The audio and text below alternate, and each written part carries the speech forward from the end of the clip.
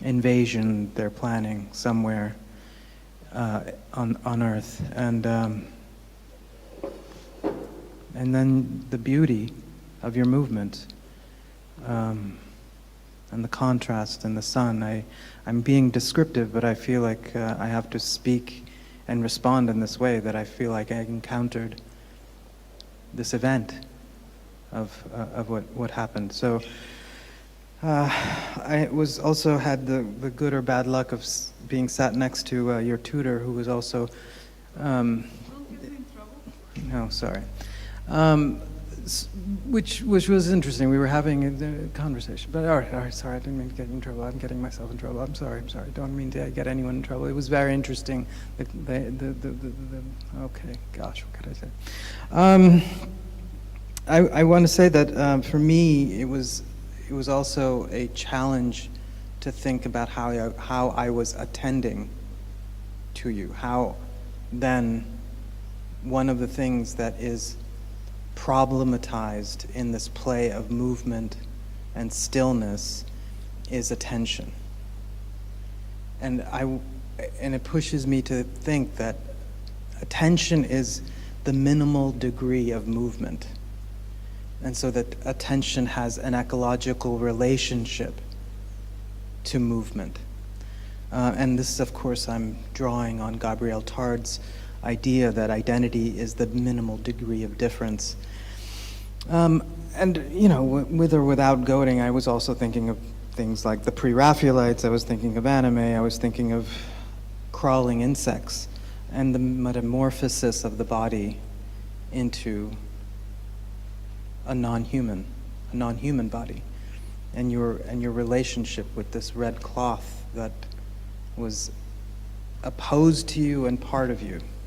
You were throwing it and it was coming back, and that Fort Da, as you must all know, that Freud talks about the repetition compulsion as a child playing with a ball that he throws and it comes back, throws and it comes back, and that I was also thinking that in this play of movement and stillness, there is a repetition compulsion at work. And of course, what Freud links the repetition compulsion to is the death drive. And so that once again reinforced my sense that this is a report back from the end of the world, which I thought was beautiful and scary and anxiety producing in some ways, some weird ways, even though your movements were so beautiful. But there was an anxiety for me there. I'll stop there.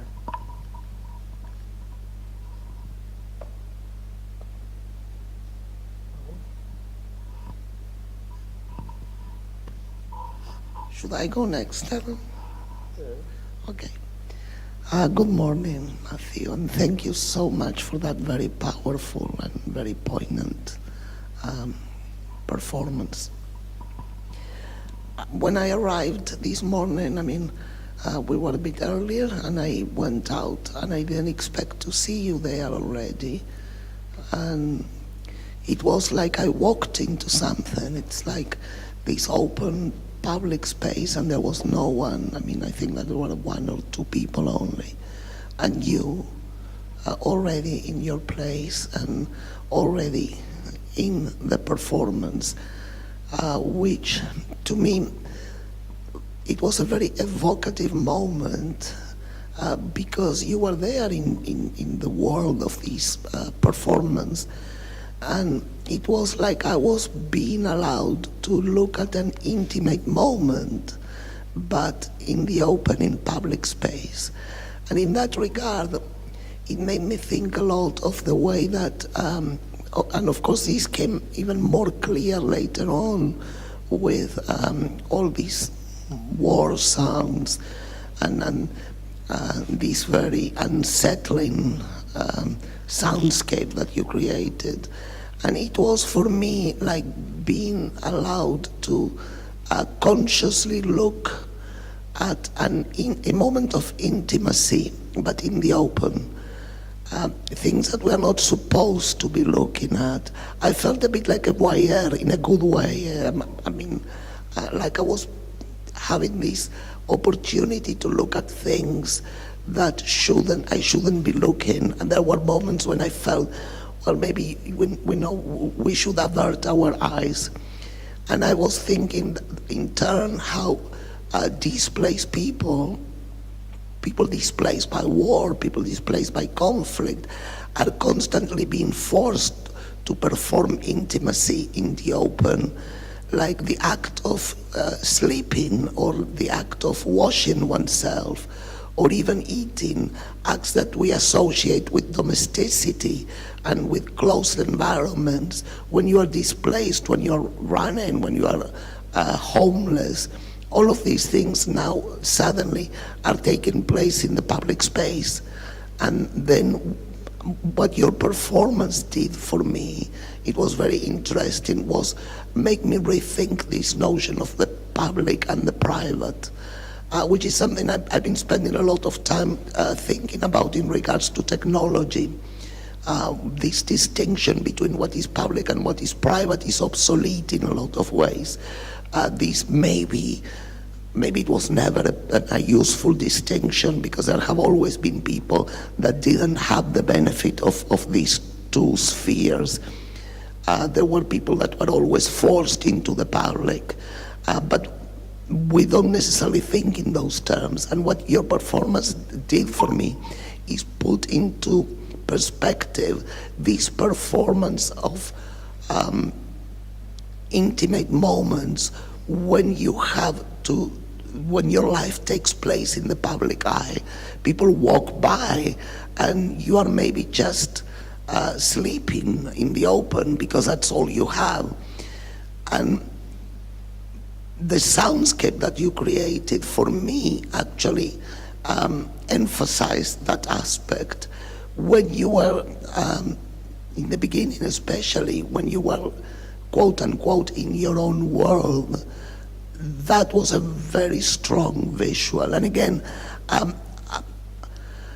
it made me think a lot about, and especially in terms of what Jürgen Habermas talks about, what is the public sphere and what is the private, as if these things were distinct spaces, which I, even more so now after seeing these, I have to question that this distinction exists to begin with. And I don't want to bore everyone with my digressions about how technology has even further blurred these lines.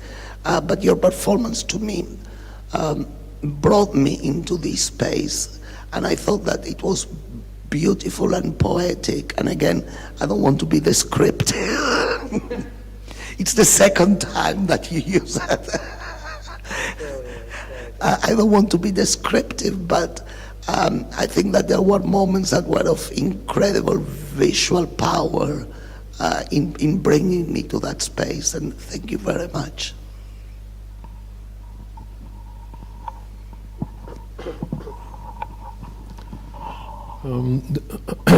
Like a couple of times over the last 2 days, and in this performance, in your performance particularly, I was thinking about the importance and the fragility which is involved in the moment of the ending of the performance. So the question, where it really ends, and then there is a suspension of attention and the kind of moment of relaxation in the audience or among the visitors, where they're not yet sure whether it ended or it hasn't yet. And I think it's quite difficult and quite crucial to think about this ending, to think about how a performance ends, or if it ends in a more open-ended way, or it ends with like very clear closure. So to begin with this ending, and then retrace the steps a little bit to the beginning, which was, I thought, the beginning was, I thought, in the image, in a kind of iconic image, which has a tradition, let's say, iconographic traditions that would bring us back to certain paintings, or the idea of a reflection and a kind of simultaneity within this moment of reflection that of course is embodied in the mirror reflection in your performance in the surface of water. And then from that image we went to the movement, and in this movement I think there's an important aspect again of the practice of slowness, which is a difficult one, and this practice or this invention of slowness has perhaps to do with a spiritual practice too, because the performance did not seem to me something that aims at production of an image or a certain narration or a series of tableaus or living pictures, but it seems to have been a continuity or attempt to reach a seamless continuity where there's a very delicate moment of a kind of setting the image in motion at the very start, and then continuing through very small movements, and then accelerating slightly towards the end of it, but not really accelerating. So I thought this demonstration of minimal and slow movement was quite beautiful. And also I noted a very careful choice of color, which then sort of sent me back to certain traditions in theater and performance that are perhaps not so with which I'm not so well familiar, but it was evocative of a certain dance forms that I remember from, for instance, the Japanese theater. But then again, through the fact that you used in a very precise and calculated way this cloth, again it brought me to thinking about painting basically, and probably about both medieval and Baroque painting, and the way the drapery was staged and arranged in those. So I had a feeling that you work with sort of imaginary interstice of several pictorial traditions, in fact, and trying to give a new life to these images that we received from the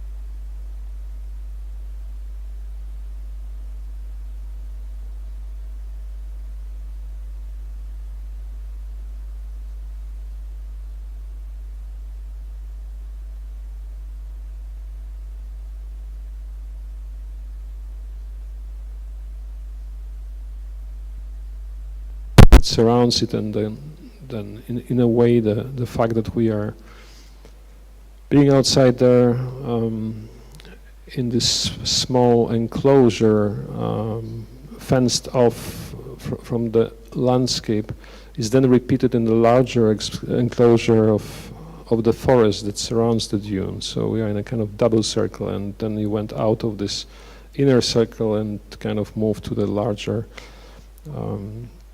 square, actually, not a circle. First the square and then perhaps something more circular. So I like the fact that you moved from that space, which could be compared to a stage, into something that has to be seen as an off stage. So in a way, into what is obscene, you know, like beyond there. Okay, thank you.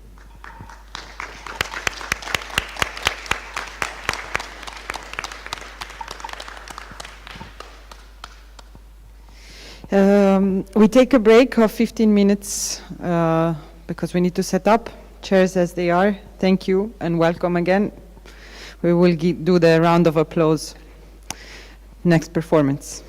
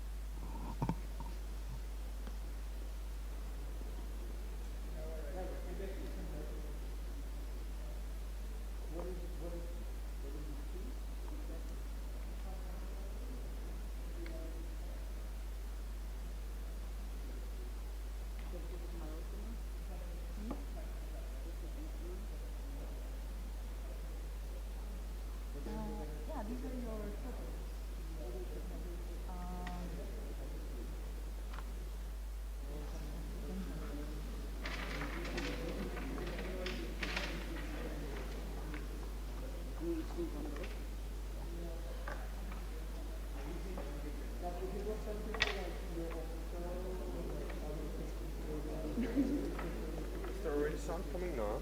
No, no, no.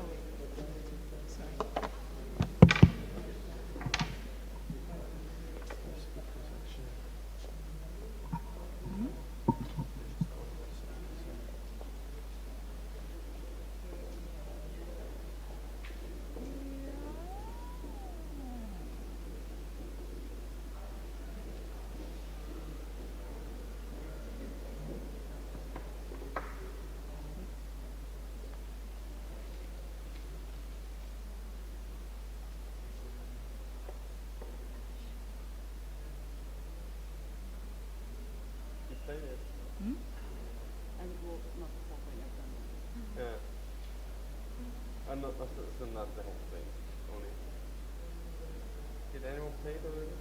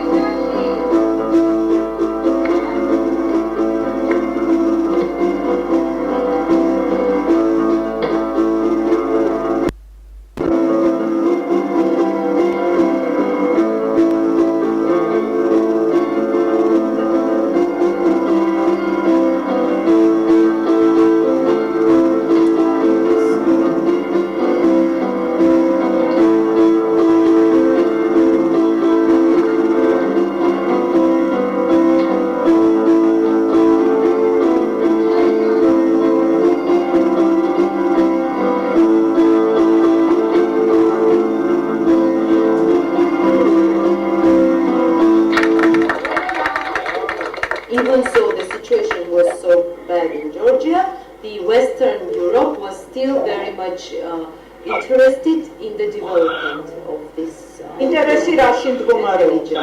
ინტერესი მდგომარეობდა იმაში, რომ საქართველოს უნდა გაამხდარიყო პლაცდარმი კათოლიკობის გავრცელებისა ამიერკავკასიაში. So because they wanted Georgia to be like a basis and for the Catholic development of the Catholic religion in this part, from the Western Europe and from the Georgian side, they wanted to strike Ottomans like at the same time. So two strikes. რომ ესე იგი კათოლიკები აი ესე დაინტერესებული იყვნენ ქეთევან დედოფლის პიროვნებით. That is why the Catholics were so much interested in the personality of Ketema, because this was the period when all this was taking place. And Shah Abbas wanted her to take Catholicism or Muslim. Anti-Osmanlı koalisya. So there was an anti-Ottoman coalition. Urban VIII, the Pope of Rome, აგზავნის ქეთევანთან ელჩ პიეტრო დე ლა ვალეს. So he sends the ambassador Pietro della Valle to Ketevan and Ambrosio Dušanžuš.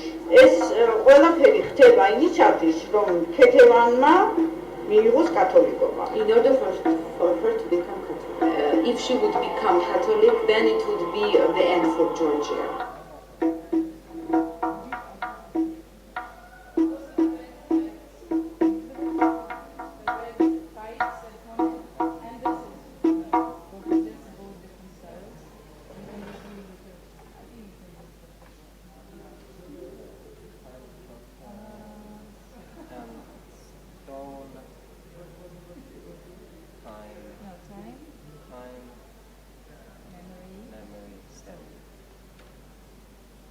And these are your dice?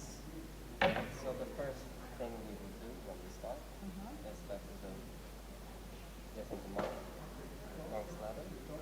Yeah. Hello, Mendes? Yes.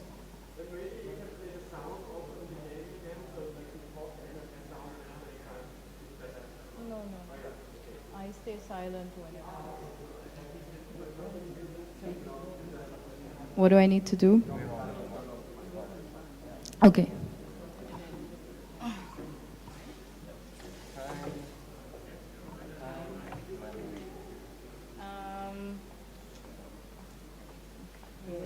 And if you stand like with both here and you roll one. Because there will be subtitles.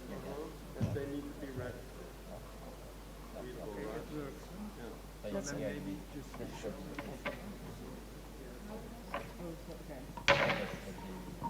one stone and one side. You don't get that because of the natural bone. But I don't get a time where I need to sacrifice. But we will have time. We'll just get a lot of time.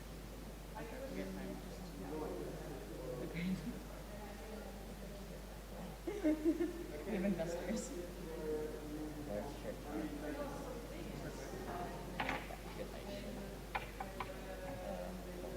And then it goes on, and then you can find these ruins when I'm just reading. And when this one ends, sort of, it will be a suggestion of buying a ruin.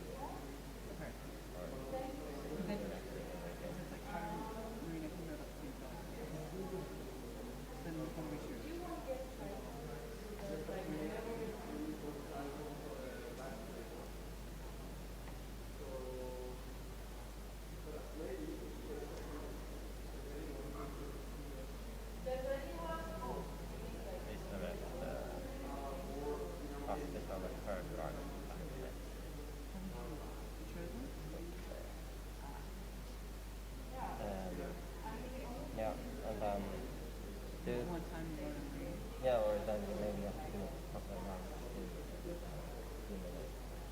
Okay.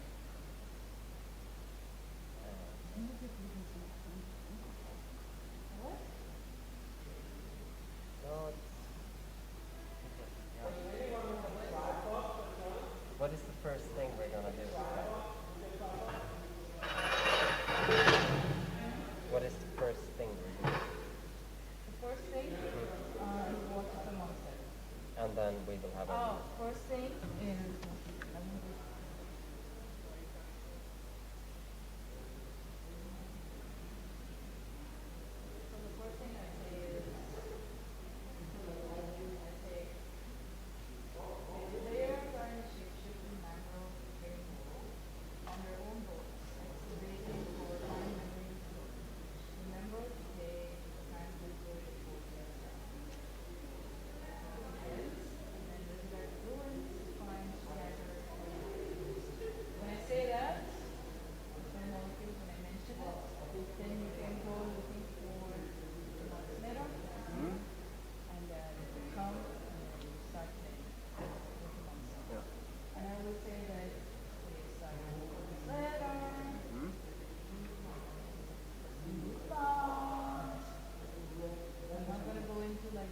and then we're gonna get a suggestion to resurrect something.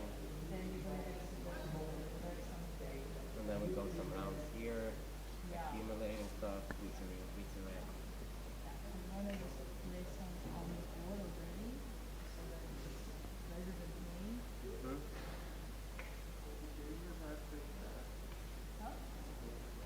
Yeah, one. And then this will expand when we get tiles. Will this expand if we get? No, if you want to put more. Okay. Let's do that. We already said that we already have room. We already have room.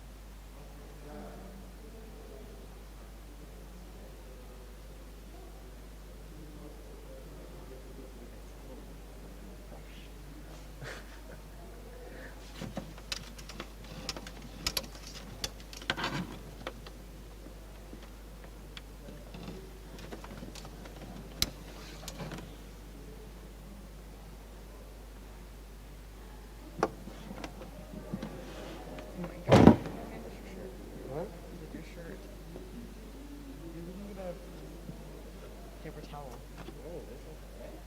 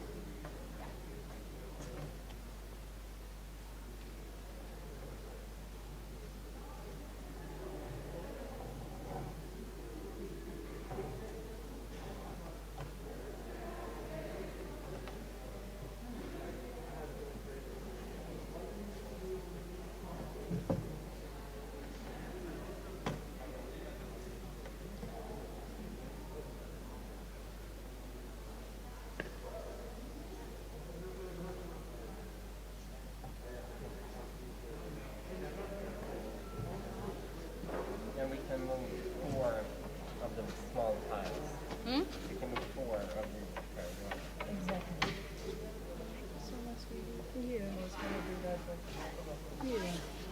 Do you want to wear a necklace? Am I allowed? Can I? Oh my god. That's amazing. Oh wow. What? Should go first with game board? Oh shit. Cool. That is cool. I mean with the white, with the cute blouse.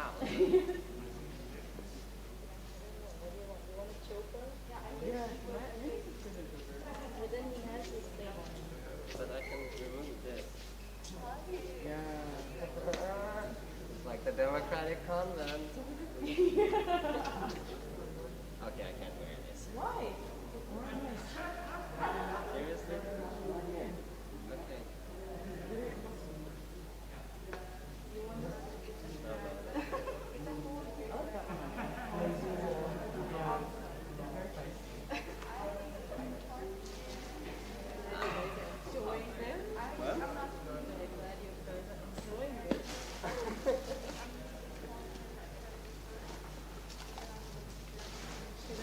With candles? Yeah, nice. Near the, yeah.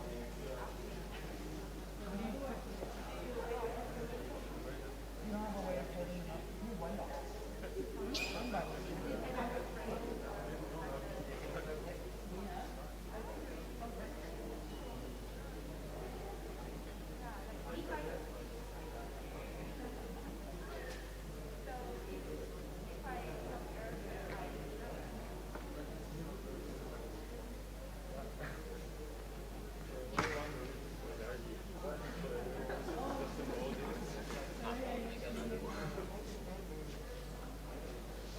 I need to clean it with something wet, no?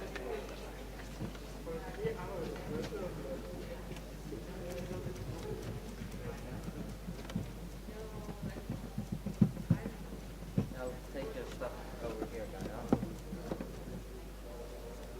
the side.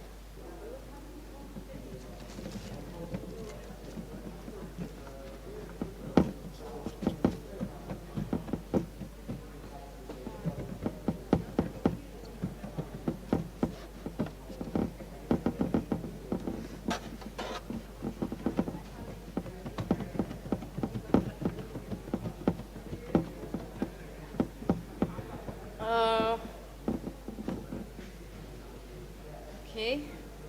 Wait, I need to play. Not ready. The players are not here.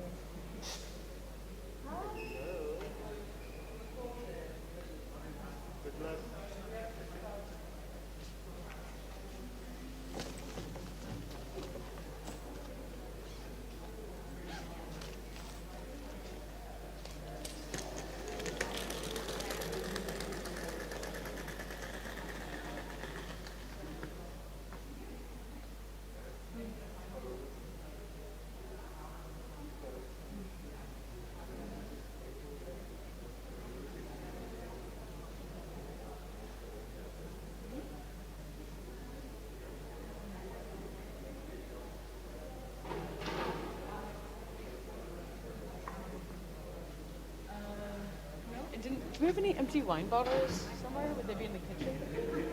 We don't know. Oh, there's some wine bottles on the table. I've seen some like they're all like half wine bottles. The other thing we do is cups and then stick them on top.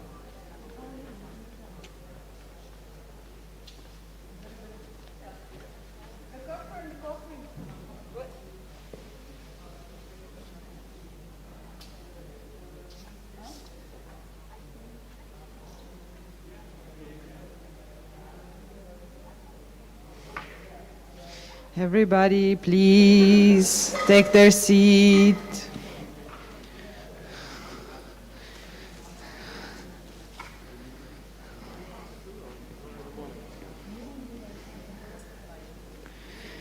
Psst, psst, psst, psst. We start. We start.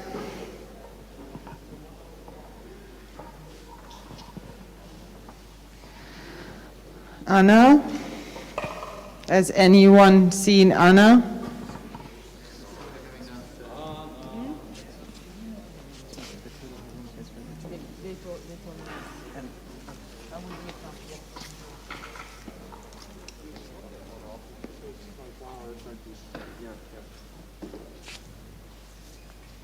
Um,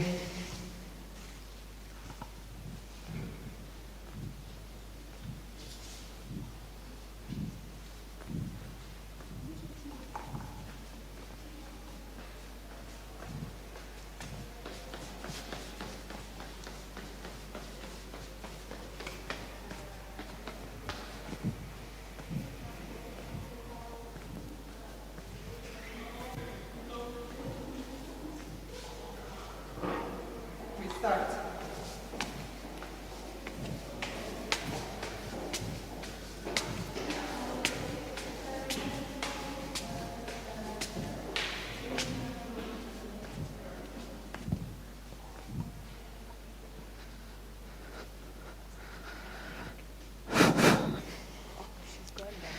Before we start, I have to make an announcement that the tutor's room, as it's said by its name, is for tutors.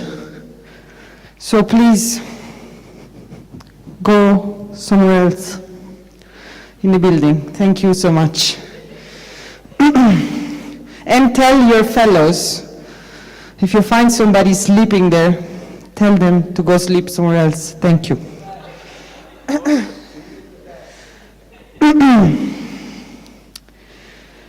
So,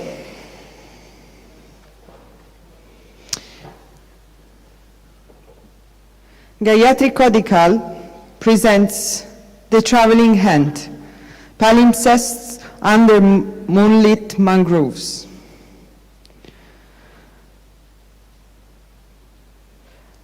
Anna, Amit, and Adam will respond to the question, how do we tell ourselves histories, and have I become her?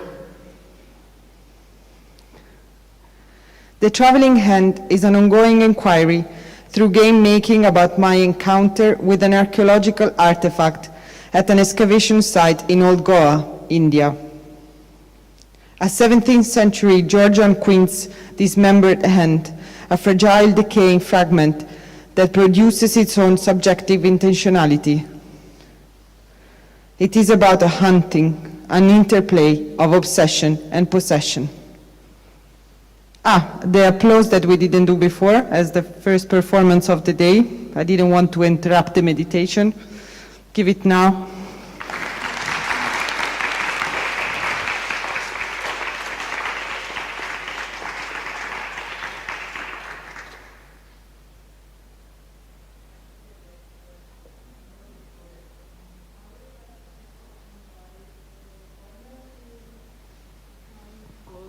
And check whenever you want the game that's happening on the table.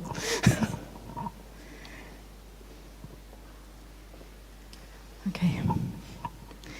The players are in a shape-shifting mangrove game world, on their own boats, excavating for time, memory, and stone. Remember to pay the time temple before the next round begins. Then resurrect the ruins to find the scattered film molecules enclosed in glass slides. The film molecules are biological recordings from the decaying remains of the Queen's hand. You can start with the monk's letter. That's the first piece of evidence that was found in this case.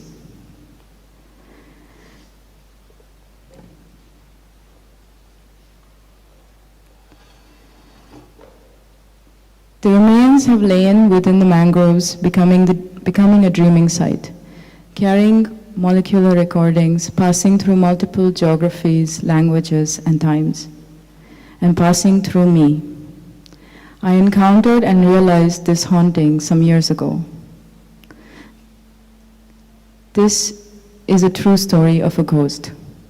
The ghost is from a woman from the 17th century Kakheti in eastern Georgia, between the Black Sea and the Caspian Sea. But the ghost story lives on the island of Old Goa by the Arabian Sea. This island within mangroves is a shape-shifting space, neither land nor water.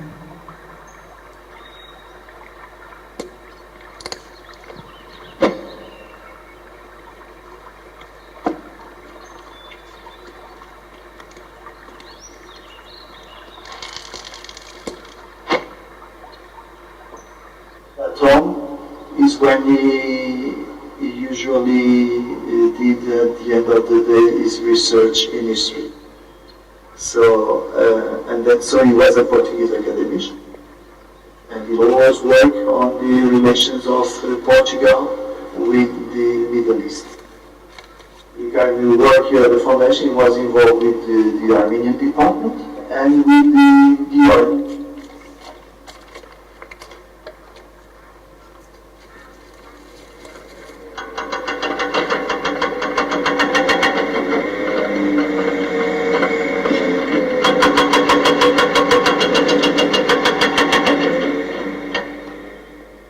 For his research, he spent a lot of time in the Toplum with the archives of all the manuscripts, which are in the university campus. It's a big concrete building.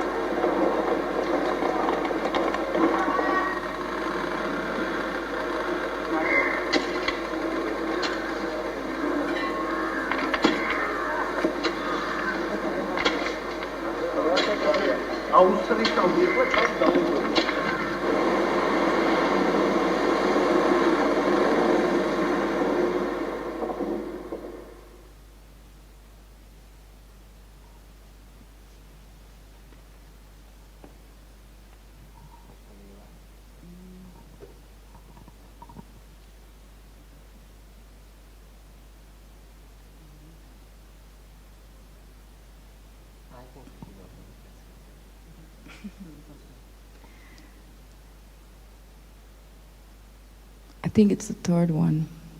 Yeah. Okay. So the players have chosen to investigate more about this hidden fresco in Lisbon. So Algora was once a Portuguese colonial city that quickly declined and atomized into isotopes of small settlements in a ghost city.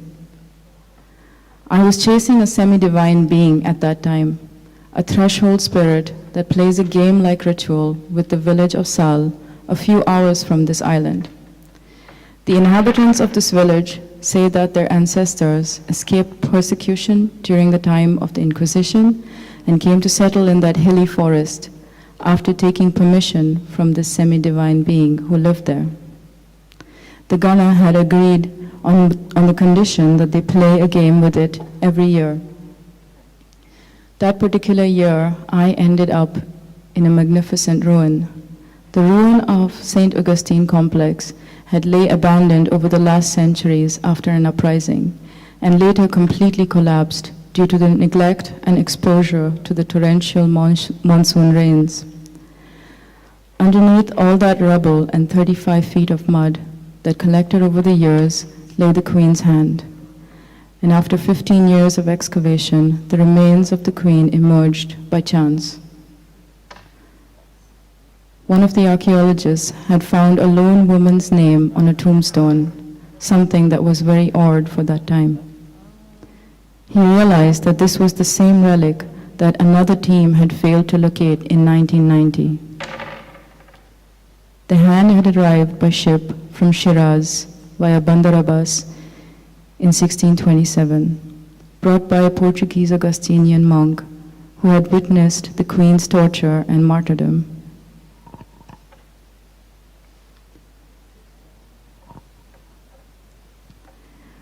My encounter with this artifact confused my sense of belonging. It was an alien object, completely displaced, and so extremely in dissonance with everything around it. My obsession becomes aware of shifting subjectivities, leading me into a chaotic array of chances and friendships. My own desires to map and connect the dots left me not my own self. Archaeology is driven by the desire for understanding the past through recovering its fragments, and resurfaces here as a trope and an open model. I am trying to mimic and displace its operations, to question the construction of historical narratives and the complex positioning of objects in time. Okay.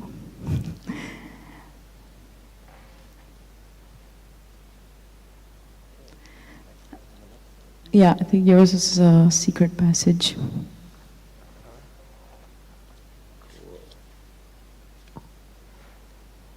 You found the secret passage that leads to the cloister where the fresco will be discovered. No one is to know the exact location because the fresco is in a disputed part of the church. You now know how to reach there, but you will need to follow another thread to enter the room.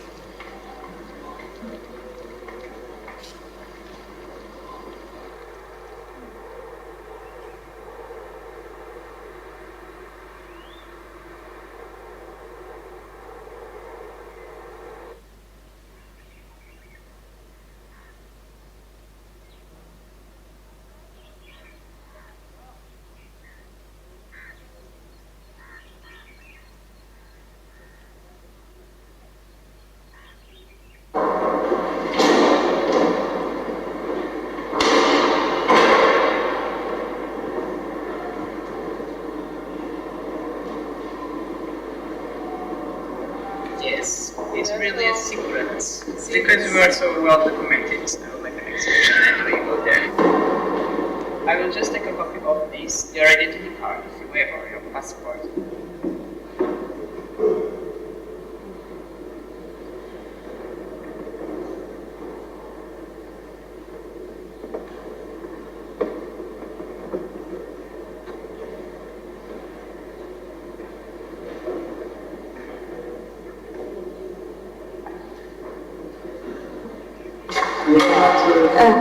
The dogs. Oh, okay. For security.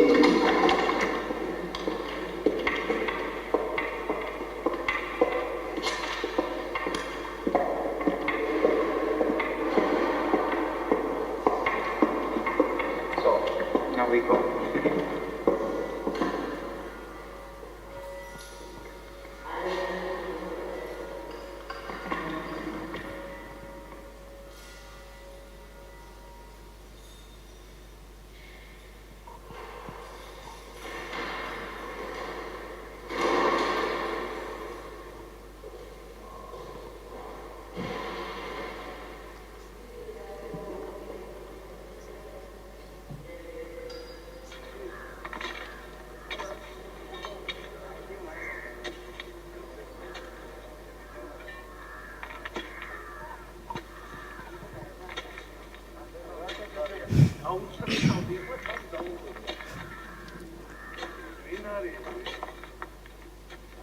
Yeah, I would call myself lucky, but these frescoes were actually boarded up with wooden boards because it was a creche. And a week before I came, they removed the boards for restoration. Or I think the church finally got this cloister for itself.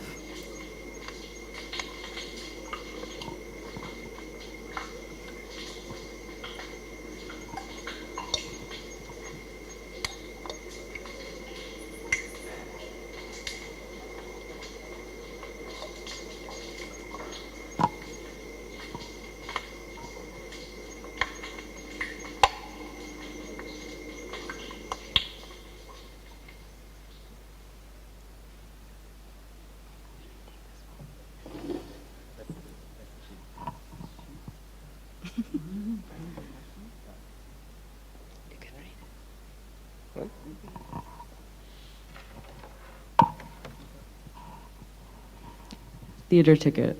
You found the Georgian Polyphonic Singers concert ticket in Lisbon. The performance tour was organized by Rezo Tabukashvili,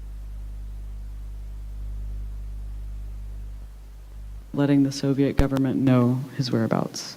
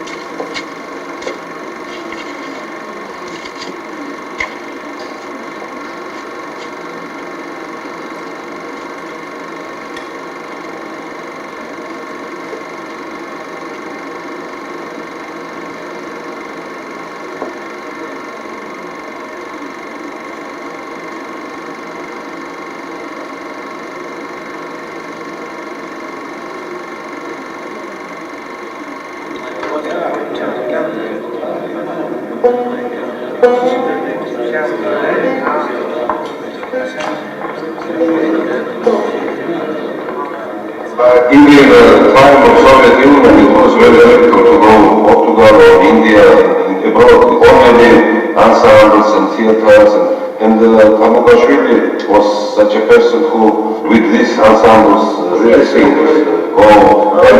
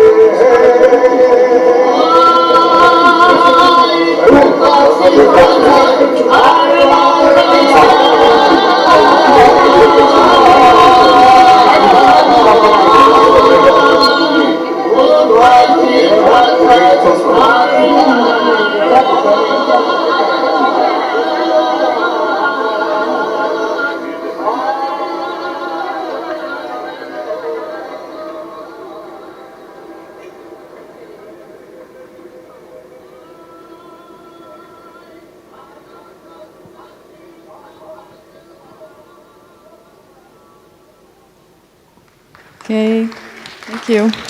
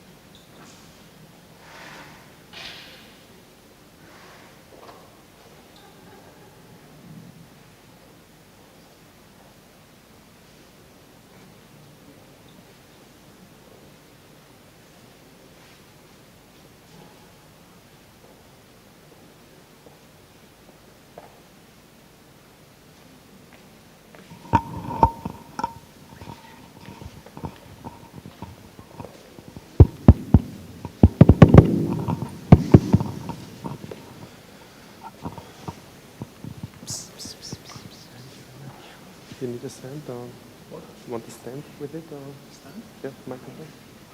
If you feel more comfortable holding. No, for the microphone, I could put the stand if you need. Oh, no. Rock and roll.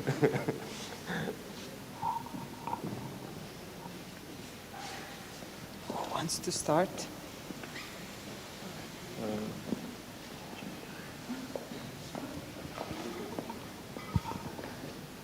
Me?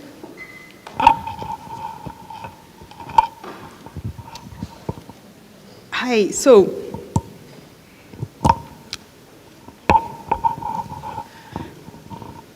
this was a nice reminder of home, gives us this warm, fuzzy feeling.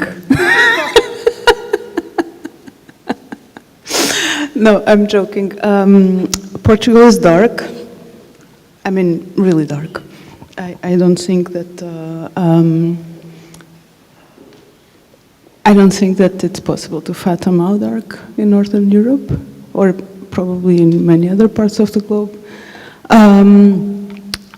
I couldn't help thinking about this story that I also came across because of a work of another artist friend, Tamar Guimarães, who did the project for the Reina Sofia 2 years ago, in which she staged an exhibition around the hand of Santa Teresa. I mean, there's like some sort of like extremely morbid obsession with female hands. You know, like the Catholic Church is obsessed with female hands somehow, and fingers.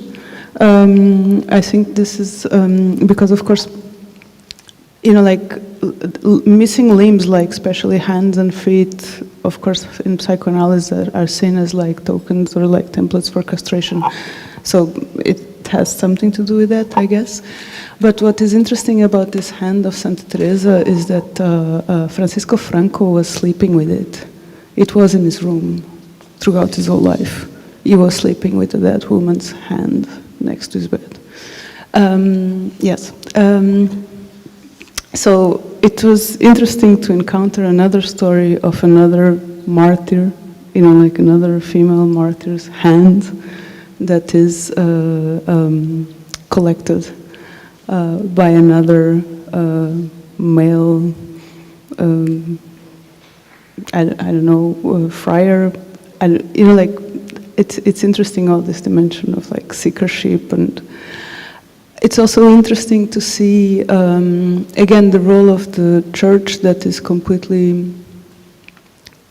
I mean, it's crucial for the foundations of empire, right? I think that one cannot understand.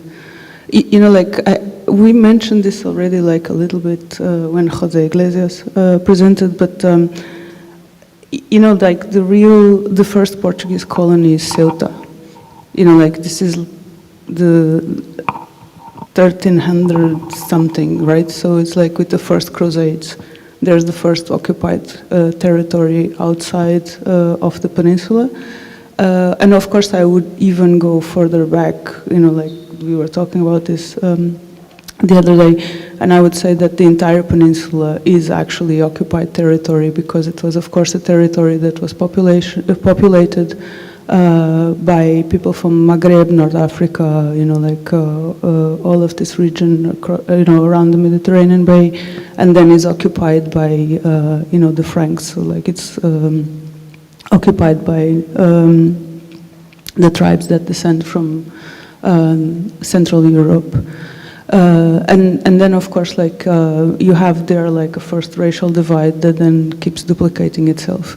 And it's interesting that Queen Ketevan is actually a Catholic martyr, because the Inquisition is, you know, what is interesting to me about the story is that everybody talks about the Inquisition, but usually it's always the violence that was meted upon, you know, like populations in Europe that is narrated.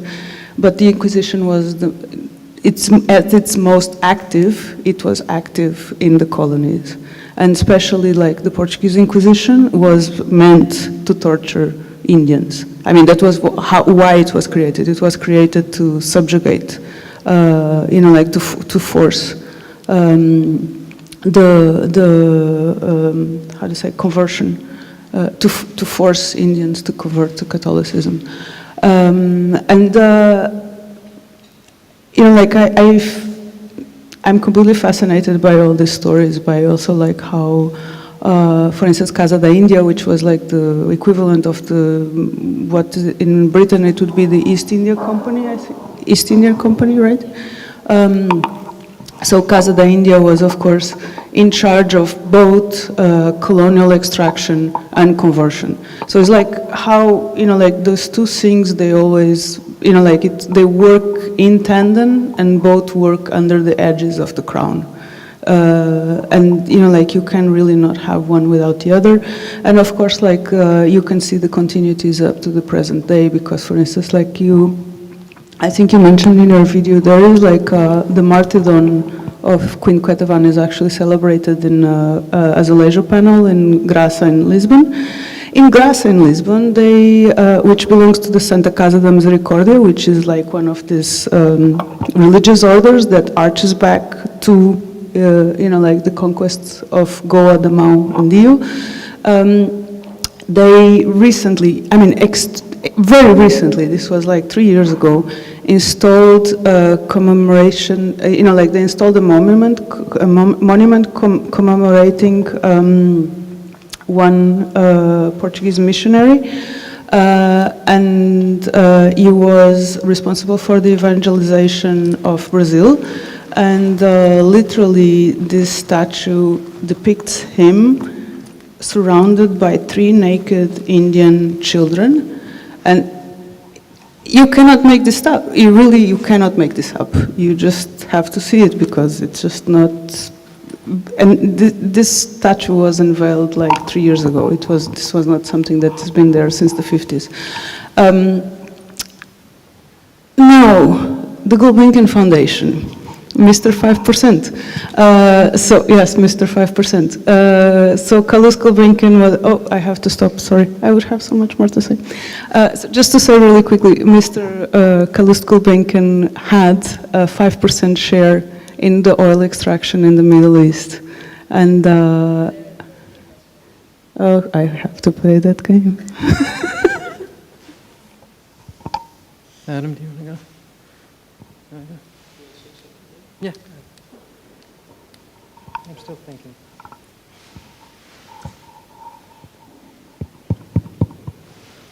Okay, seems to be working.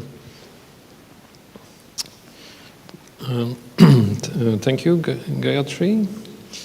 And was thinking about the format of of presentation, you know, which is these tables with objects displayed that form a kind of game and perhaps a map, which is a hypertext with various inclusions of three-dimensional nature and specimens and cards and sketches and all kinds of things, you know, so it's a collection in a way. And it looks a little bit like a collection of samples that one could, you know, gather during a journey where you would basically go places and find out what they have in stock there for a future trade, or, you know, so in a way there is a kind of resemblance to a journey we can imagine of, you know, those sailors who sailed out there first to see what kind of products they could bring back to their countries and trade them, which would be not the ones that you would find in those countries of origin. And more specifically, I think in terms of a base reference for this kind of procedure or a form, I would like to bring up a type of travelogue or a guide book of sorts, which has a long tradition, and it's called Periplus. And Periplus, it comes from the Greek word peri, it's go around, it's around, and plus comes from sailing or floating around on the water. So it's like going around on waters. And Periplus is in fact a manuscript from the Greco-Roman, let's say, area, sort of cultural area, and one of them is the Periplus of the Erythraean Sea, and the Erythraean Sea is what you refer to probably as Arab Ocean,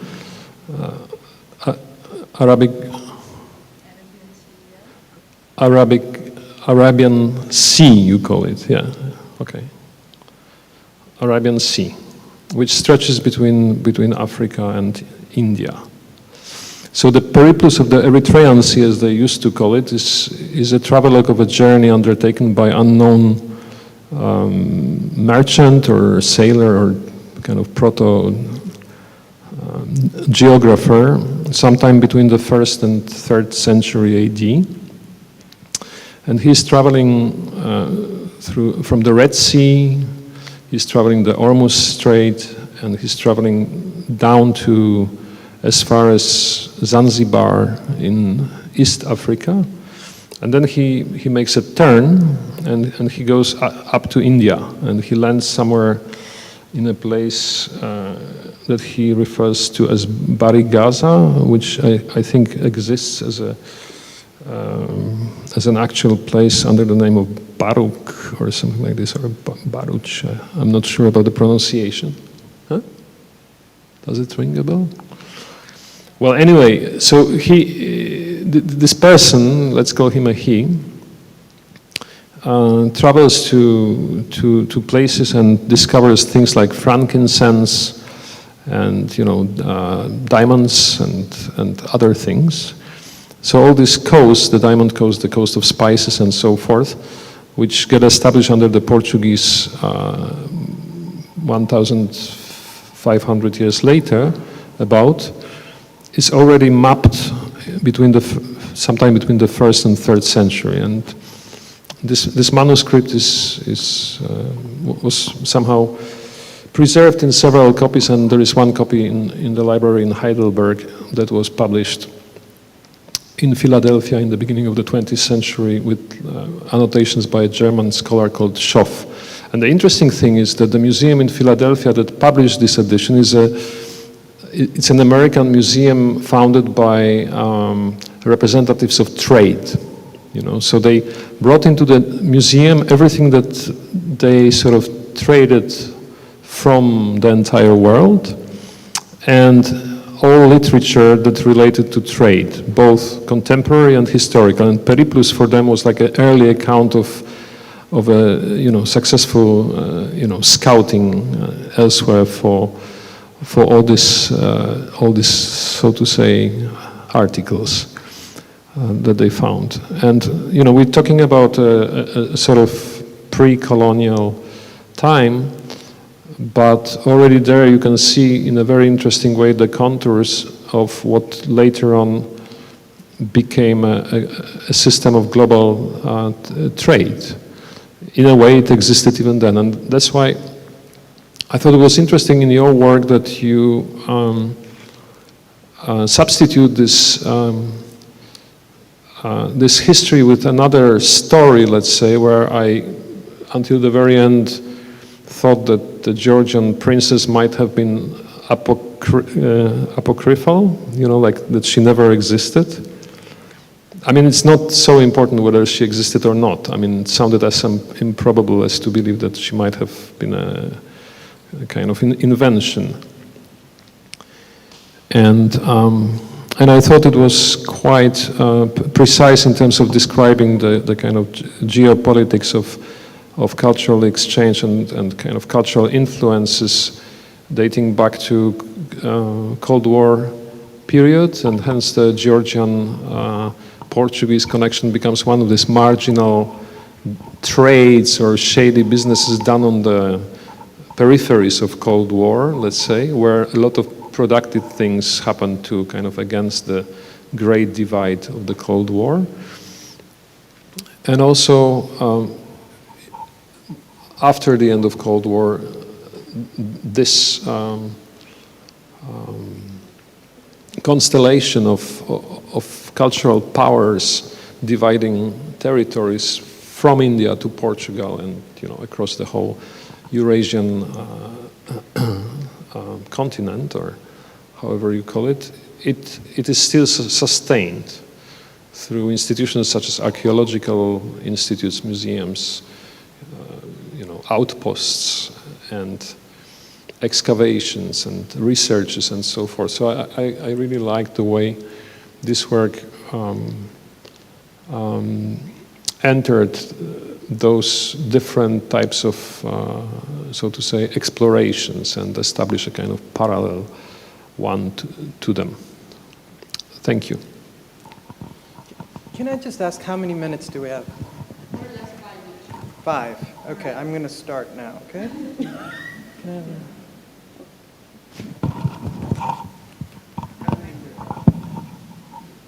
I'm 7 seconds in. I think your question, how do we tell ourselves histories, and have I become her? The last part of that question, I'm going to let you answer. But I think the first part of the question is a question of method, of methodology, and it's a question of how we tell these histories. What is the history that we're telling? And I mean, this exquisite assemblage that you put together is telling many histories, and I really appreciated that you put histories in the plural. It brings to mind, of course, Gayatri Spivak's twin essays, Deconstructing Historiography and Can the Subaltern Speak? And of course, her answer to the question, can the subaltern speak? And in this case, one could say that the subaltern is the queen herself or her hand. Can either one of them speak? And she says, absolutely not. There's no place in the realm of representation in which speech can happen for the subaltern, which I think is something that you are multiply staging in this assemblage. And part of that I see through the multiple screens that it's multiply mediated and there's no access directly to this history, which is, again, I think, an abject lesson about colonial history and colonial power.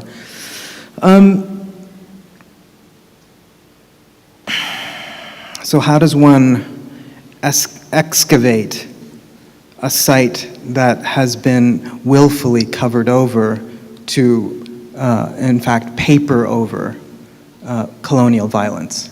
And I think this is a question that you are posing in a way that dramatizes the impossibility, or the difficulties at least. I try not to say anything is impossible, but the difficulties, extreme difficulties of recovering voice for the subaltern. I found it affecting that so much of the site is also, and so much of this history is secret, is wrapped in secrecy, is wrapped in a kind of, well, plastered over, right, literally. And then, who's being haunted? Are you being haunted? Is the nation haunted? Is Portugal haunted? And if it is, which haunting is it? Which one? I don't know. I mean, because again, it's a question of how we bring the nation back into memory. Which memory, right?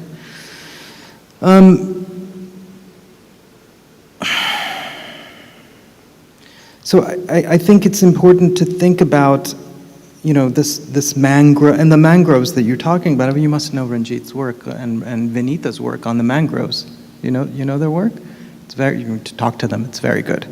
And it's a liminal space. It's a space between the water and the land, and a place that now, of course, in Bombay is being reclaimed, right? It's going through a reclamation. All of this ties together to me in this sort of excellent meditation on the method of colonial historiography. So congratulations. I think it's really, really affecting and amazing. And I think you're posing questions that are well posed and you can pursue for quite some time. Thank you.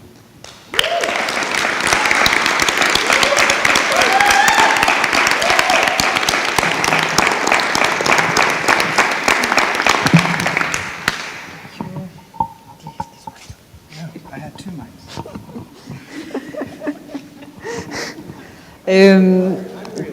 10 minutes to change setup.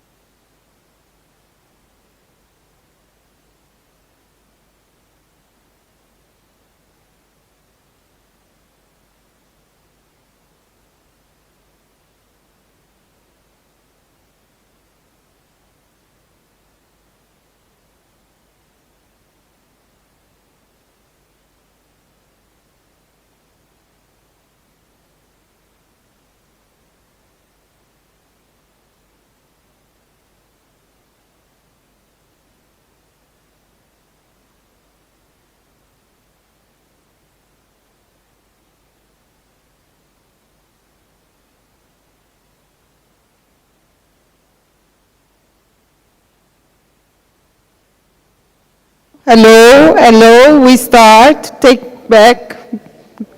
Go back to your seats. Hello.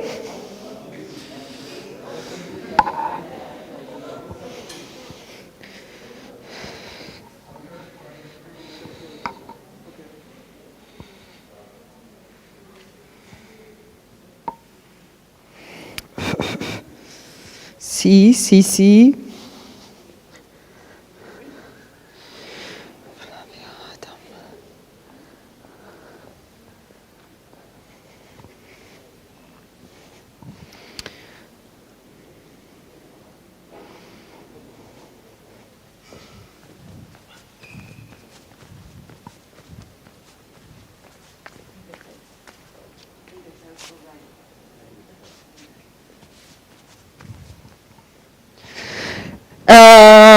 Please take your seats. Mandus Riedefeld presents really nice. Flavia, Anna, and Adam will respond to the question, when pop music calls, will you talk? Just as Eurydice pop music is contact to live in death. But for those who prefer life, those who thrive on their separation, pop music must be bailed out by the emotion of a listener. It must borrow the tokens of life's subjectivity. On the screen, yes. Hello. I will be over here, and the text that I'm writing will be on the screen, the big screen. So make your pick.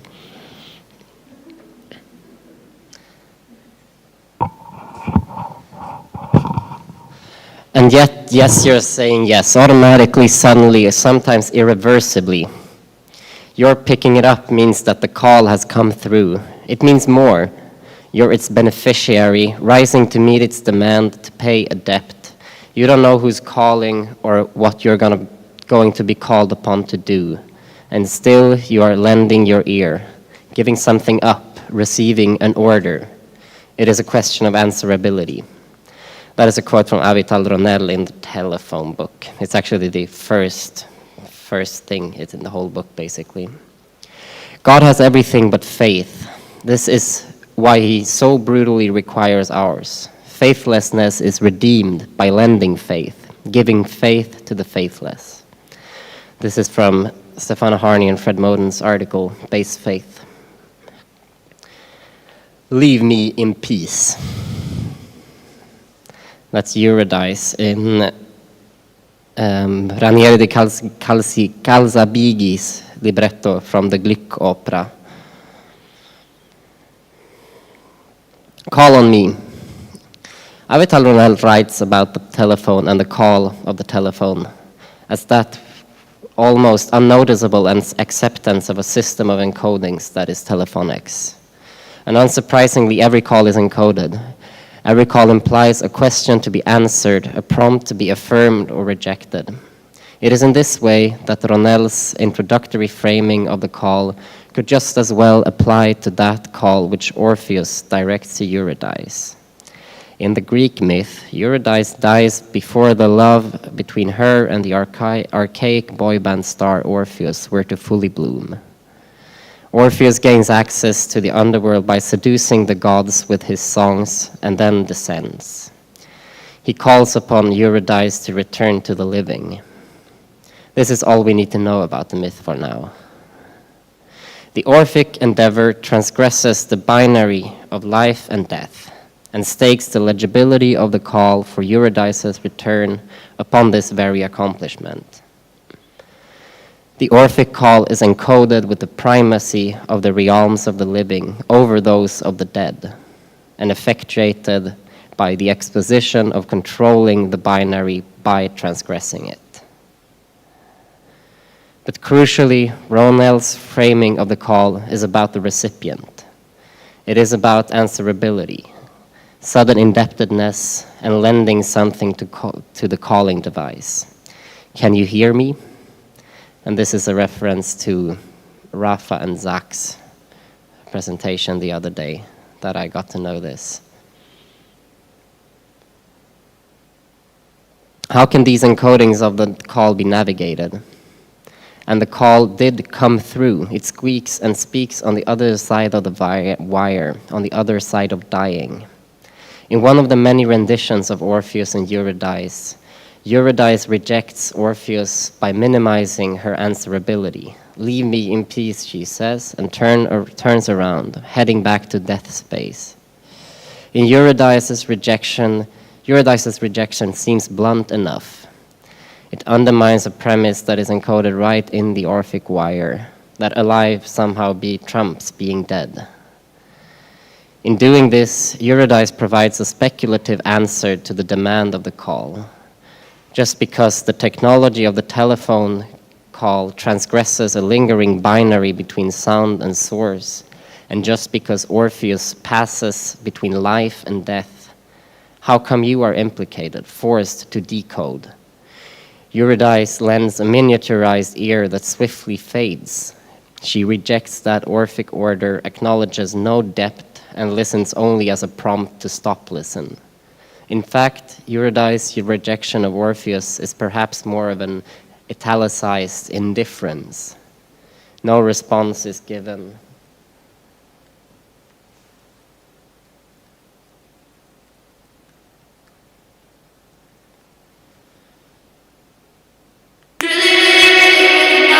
No call comes through, but essentially, leave me in peace leaves no opening.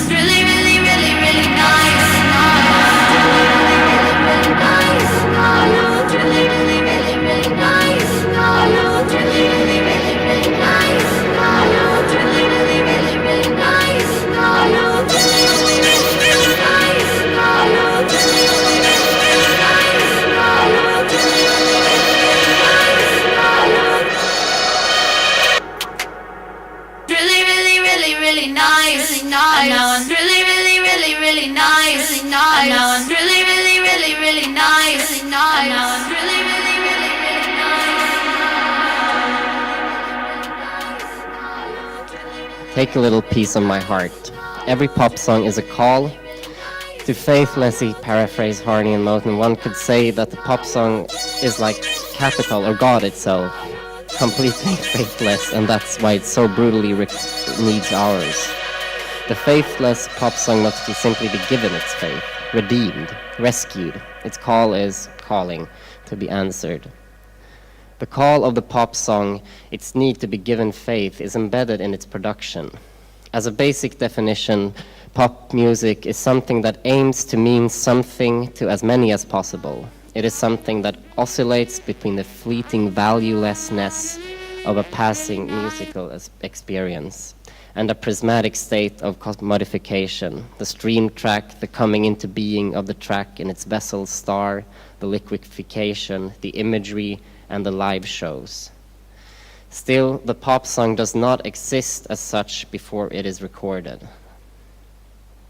In what could have been Didrik Didriksen's words, Pop music navigates these formal functions by being guided by a systematic attempt to capture and control the punctum, the old Barthian concept. That is, the space between the finitude of an anticipated recipient of the song and the posited inertia of the technologically reproducible state of its phonographic medium. The phonographic medium finds its way to the finite listener by affirming its flaws, by establishing O'Reilly Fordist production chains where errors, pattern break-ins, and tokens of singularity are phonographically captured, coutoured, and supplanted in the standardized form.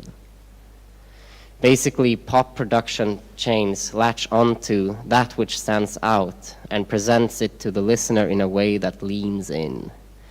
The punctum is no longer, as Barthes figured it, a subjective addition to a technological capture. Rather, it is planted in the production to be found by the anticipated listener subject.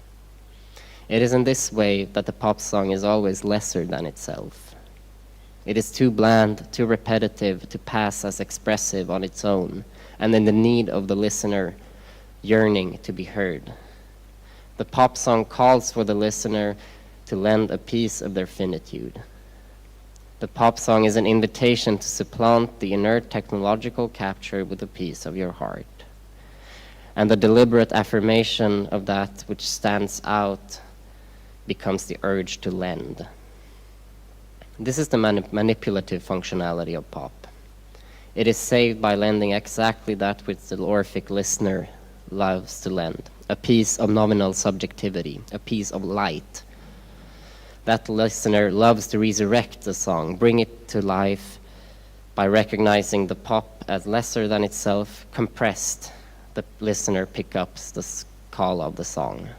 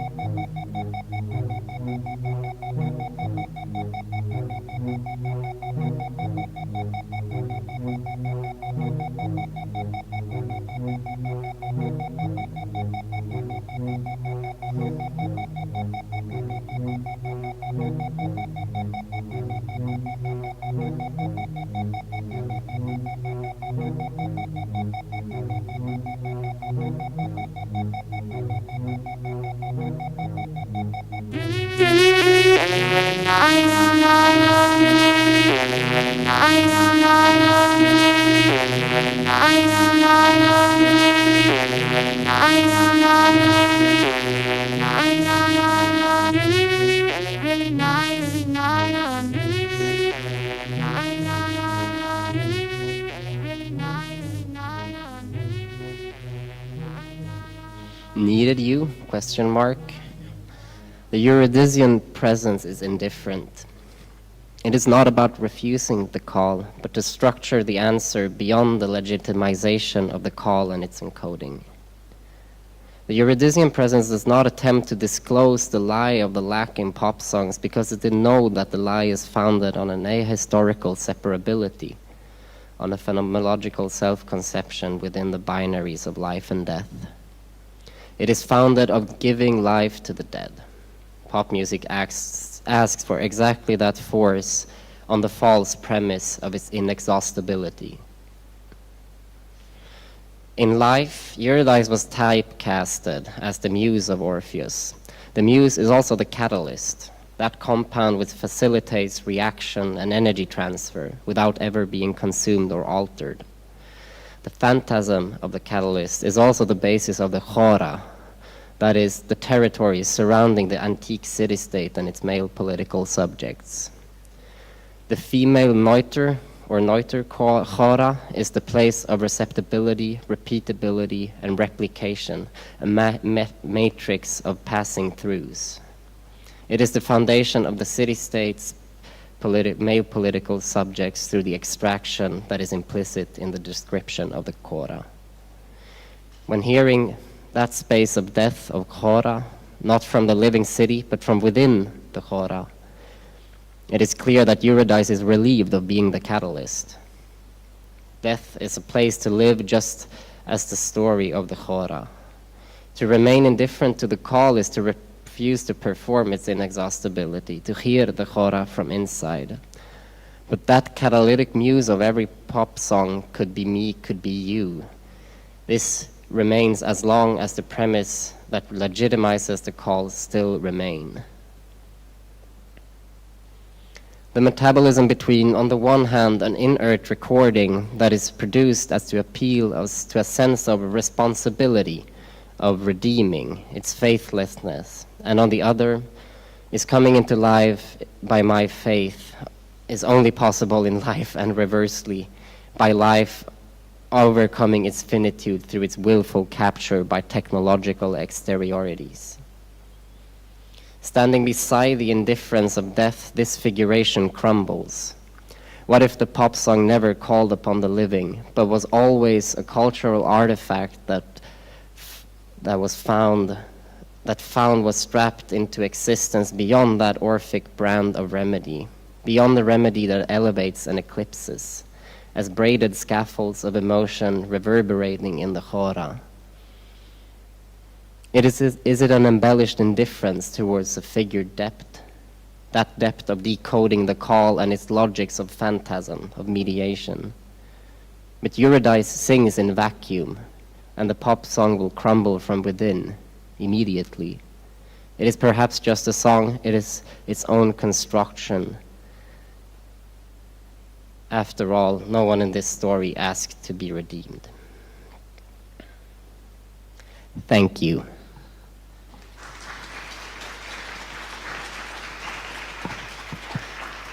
There's a few acknowledgements. Just my friend Ruby has introduced this figure of Ruby Nilsson, this figure of Eurydice. Sophia Mai has done the soft musical editing, and its sample is from 7 Years by Charlie XCX. And then there is a mesh of references that is in the text also, if you want to look at it sometime. Thank you.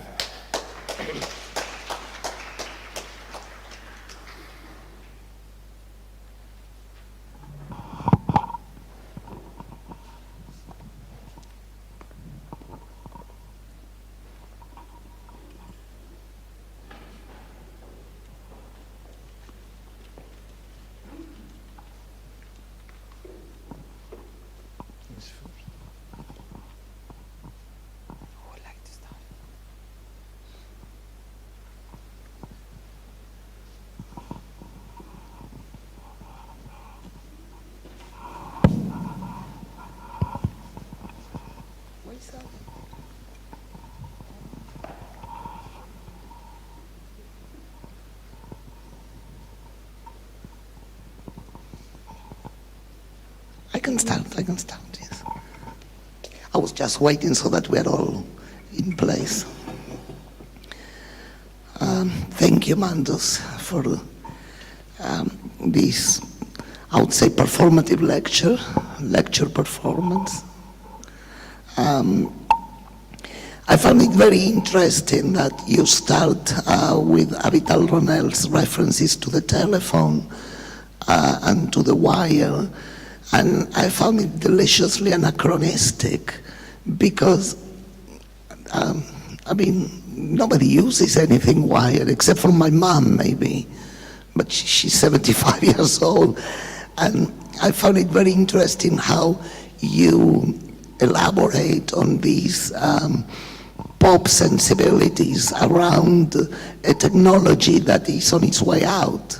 The whole thing about wired communication, and I found these metaphors very interesting in how anachronistic they were, as well as the fact that you talk of pop music as a sort of faithful artifact, no? An artifact that requires faith. And what I was thinking then is, if a pop song requires our faith, just like a god, would then one-hit wonders be temporary gods suitable for the age of temporary technologies and for the fleeting aspect of our era? So would the one-hit wonder then be a god with summon just for a one-off miracle request? I'm thinking of those songs, and in the era of TikTok and social media and Twitter, there are lots of songs that have a durability of 2 weeks, and after 2 weeks those songs move somewhere else into the collective unconscious. I wouldn't say they're forgotten, because they also have a cyclical nature, and then someone rediscovers them a few years later and they resume their capability as one-hit wonders.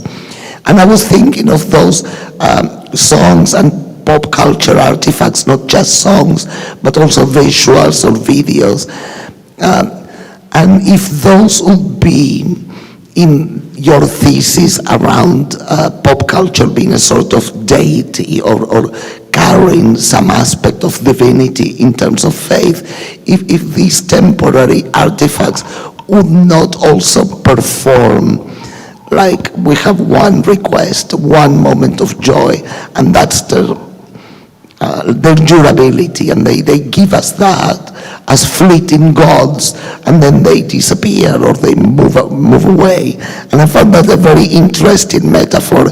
Made me think a lot about what would our culture look like if, instead of the fixed gods of the Abrahamic traditions, we have temporary gods that we summon when we need them. I believe that it would be a very different form of culture, also one where fixed identities around religious affiliations would lose the meaning. Because if a god has like a very short time span that they are allowed to exist, then we cannot claim that as an identity or a long term, like I was raised a Catholic. What would that mean if the God I am worshipping only is going to be existing for a week? I cannot say I was raised anything then. And I thought that all of this was triggered by your idea that pop songs or that pop music is a form of divinity that it requires that we worship that, which of course, and I'm reading my notes, would Elvis have been a better god than the gods of the Abrahamic traditions? Would he have been a more effective catalyst of social change than any of the gods that we currently worship? I don't know, of course. But also it says a lot about the nature of fandom and how fandom requires that sort of worshipping. I'm thinking of the performative hysterics that media used to regale us when young women are in the presence of one of the pop gods. And all of that to say that you touch on many aspects of culture that transcend the pop song, I think. And I think that some of the explorations that you're doing in this text and with the music, which by the way, I found it the paradox I found it very delicious, the fact that you used a song that I had never heard of to illustrate. And I don't know if, I assume that was on purpose, because I was expecting Dancing Queen, I don't know, something that everyone could relate to as the pop song. And instead you inserted something that was like, what the fuck is this? Sorry for my language. But again, I'm very interested in these aspects of an ephemeral form of divinity versus divinities that have been fixed in points of time and that we carry on intergenerationally. And I think that I'm not ready to worship One Direction yet, but I think that you are up to something with some of these ideas, and thank you for that.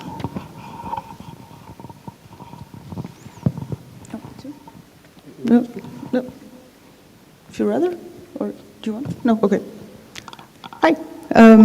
So I was thinking about what do pop songs, telephones, and Orpheus have in common, and then I thought, well, love, I guess, but then not love as in like just love, unrequited love, you know, like love that is not reciprocated. And so I was thinking about this like whilst you were presenting, because, you know, Orpheus has like, you know, this question of like unrequited love, like appearing like on several moments of the story, in the sense that he goes to Hades to recover his lost object, like Eurydice, that he then loses one time again because he doesn't, you know, like he fails in his quest to retrieve her from Hades.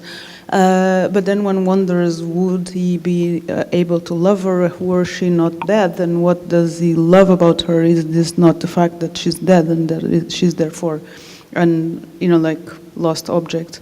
And then he ends up also like being murdered because he's unable to love women and is only able to have like sexual relationship with men, so jealous women tore into pieces. So again, he's this kind of like falling victim to unrequited love, you know, like this time going on the other direction. So he's the object that is unresponsive to the, you know, like requests. And this, of course, like, you know, like, and the fact that you mentioned the telephone book by Avital Ronell, which is like an extremely interesting reference for me, because your presentation really reminded me of the writings of Friedrich Kittler, and Avital really, she also delivered the address at his funeral, so that was, there was this kind of like really interesting moment of her speaking at this burial site about communication theory, and you know, like about this devices that enable communication, you know, like in between poles that are not in each other's presence, and that therefore also enable love in the sense that, you know, like love would perhaps not be possible were this to in their presence. So basically, like what I'm trying to say, sorry, this is not phrasing this properly. At many points in Kittler's oeuvre, there's this moment in which he articulates the belief that love is only possible if the object is not present. So basically, love is only possible in the absence of the object, and therefore, these forms of like wireless or wired communications, like telephone lines, like telegram cables, like now the internet, really make these forms of like emotional investment possible. And he also like articulated this kind of like vampiric side. You know, there's actually a text called Dracula's Legacy, in which he connects the telegram with, you know, like in the typewriter, with this image of like a vampiric technology that inscribes itself upon the subject, like literally upon the subject, not flesh, but nervous system. So basically, like acts below the threshold of consciousness directly. Upon the subject's nervous system. And that also made me think about this, because now we are losing like the top, I'm forgetting the pop song aspect. And there was also like a moment that I recalled, there's like an interview with Marshall McLuhan where Marshall McLuhan is pontificating about pop. And is explaining, it's a really interesting moment because this is really like iconic of television in the 50s. There's a bunch of guys smoking and, speaking like for hours. And Marshall McLuhan has a lot of opinions about pop.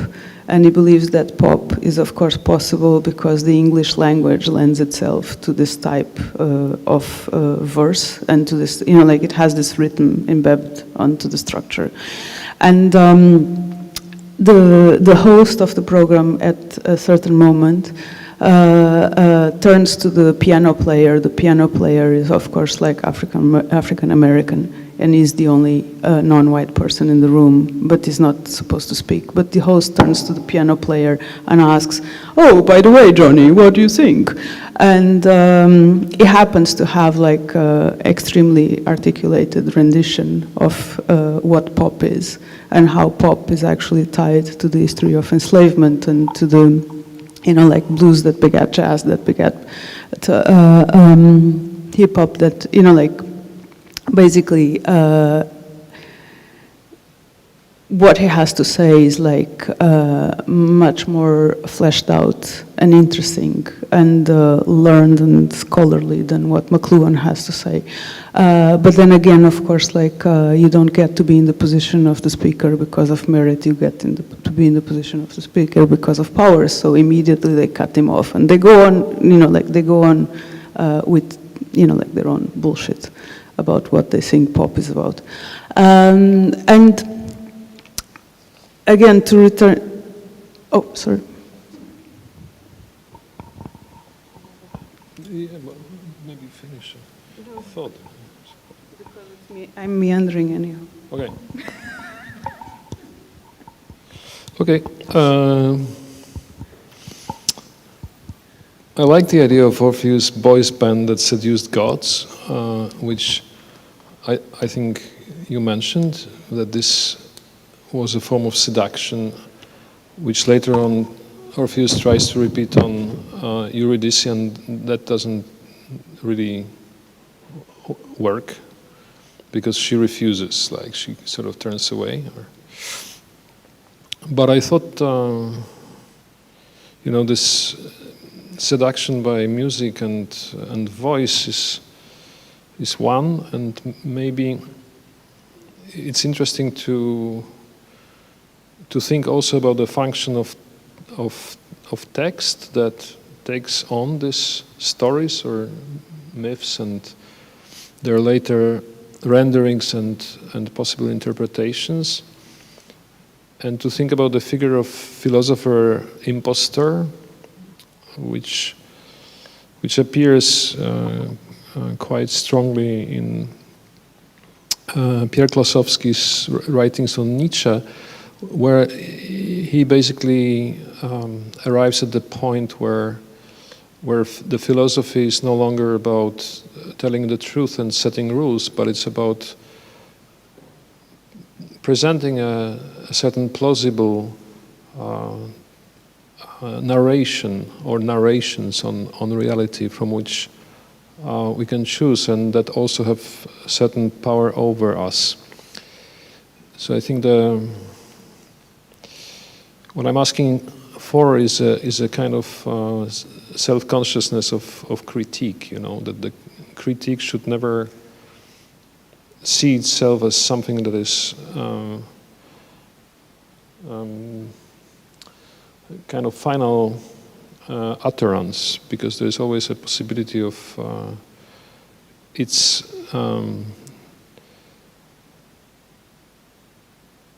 self-disclosure or self-disclosing as one possible act or critical statement, so to say. So what I liked about the text that you presented is that it had many exits, which hopefully lead to points from which one can also question the rituals of criticality, which I think are filling up academias today to the brim, and this is once going to overflow and hopefully result in some sort of contamination, let's say, productive mess or beautiful mess, and not hopefully in some new form of orthodoxy, which in a current system of knowledge production that is very much dictated by, you know, how universities function, which became, you know, from places of community, places of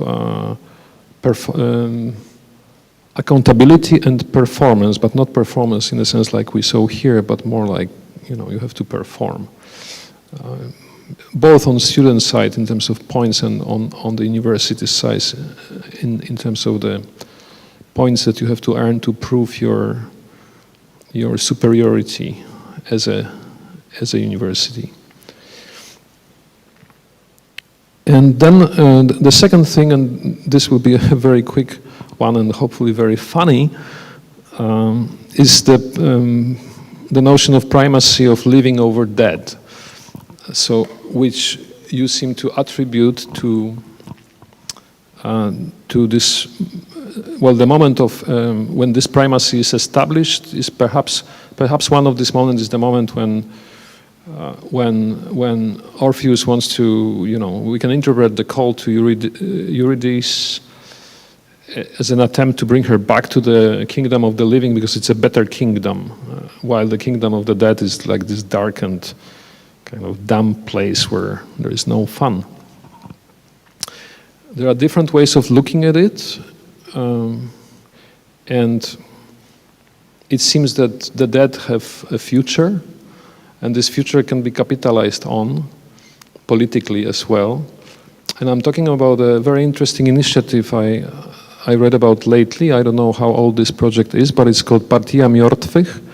It's in Russia, and that means the Party of the Dead. It's a political party which basically asks future members to join them. It's the Party of the Dead. I will read you maybe 5 slogans of this party from their call to join their ranks. And so, okay, голосуйте на партию мертвых. Vote the Party of the Dead. Потому что мертвые большие. Because the dead are the better ones. 100 miliardów mертвых против 7 miliardów żywych. 100 billion of the dead against the 7 billion of the living. The choice is clear. Мертвые быстрее, выше, сильнее. The dead are faster, better and stronger. Голосуя на партию мертвых, вы выбираете будущее. Voting the party of the dead, you choose future. Потому что наше будущее – это мы. Because our future is us.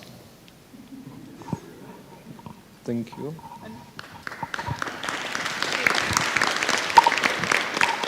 This made me think of like Jesus being the first zombie ever. The undead. Why in Russia? Thank you. Less than 10 minutes.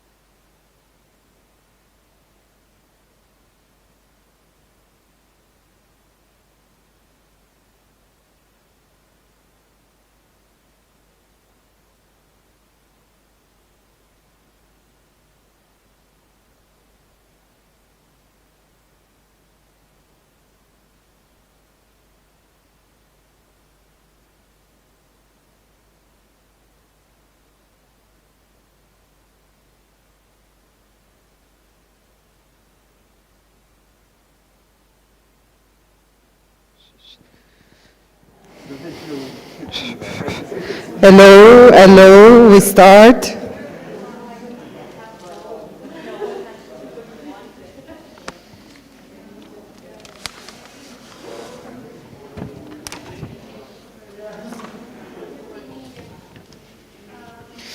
Hello.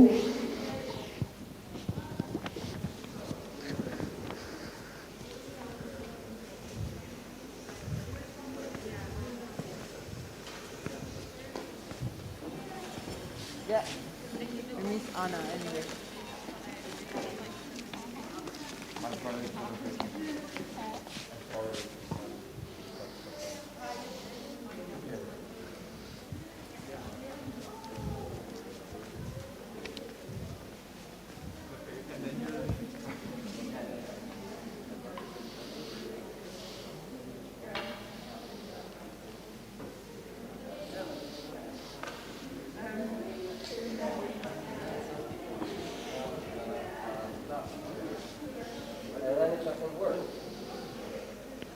We, yeah, I miss Anna anyway.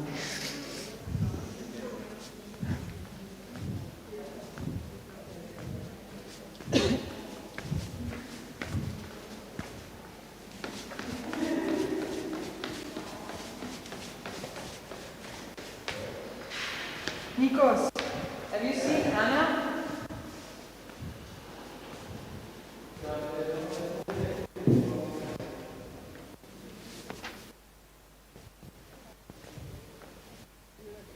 Oh, Anna? Start. Anyway.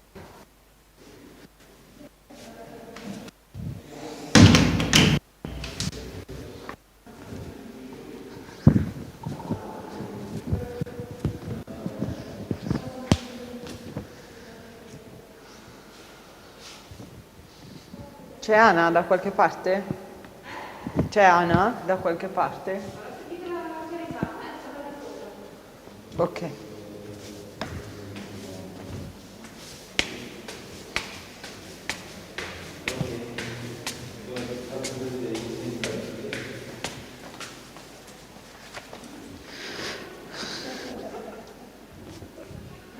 Sì?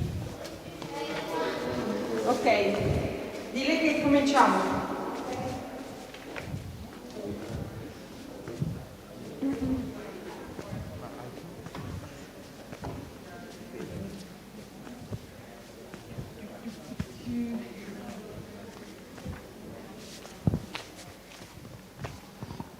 Okay. Take off.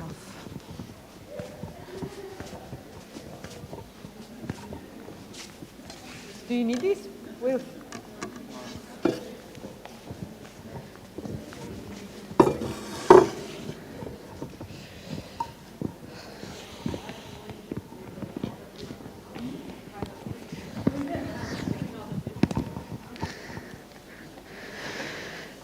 The next aeroponic act is titled INI and is a work by Wilf Speller in collaboration with Niels Schellingren. Their question is, where do I end? The right index finger is a controller.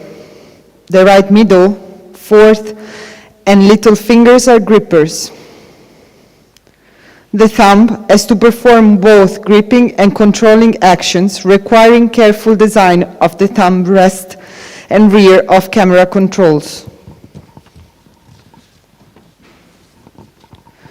500,000 pounds of pepper and spices, 90 sockles of mace, 150 bundles of silk, and 27,135 pounds of saltpeter as ballast. The best place for that skin is in the folds of the body, in the joints.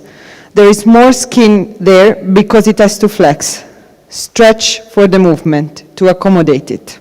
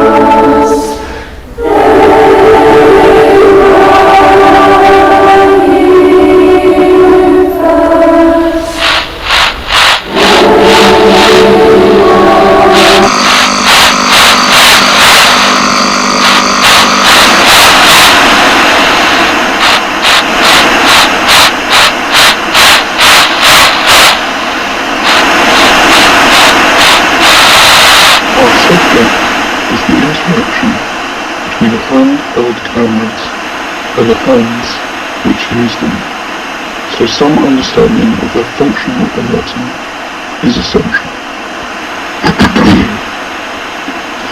Here follows a summary of the main points which I found pertinent to camera holding in operation. Hands vary in size, but they all work the same. Human hands have opposable thumbs. This is essential for holding and operating a camera. The human hand aligns itself naturally to a half-closed, relaxed position. From this position, the fingers can close or open using muscle effort. The ideal camera handle thumb support, shape, shutter, button location is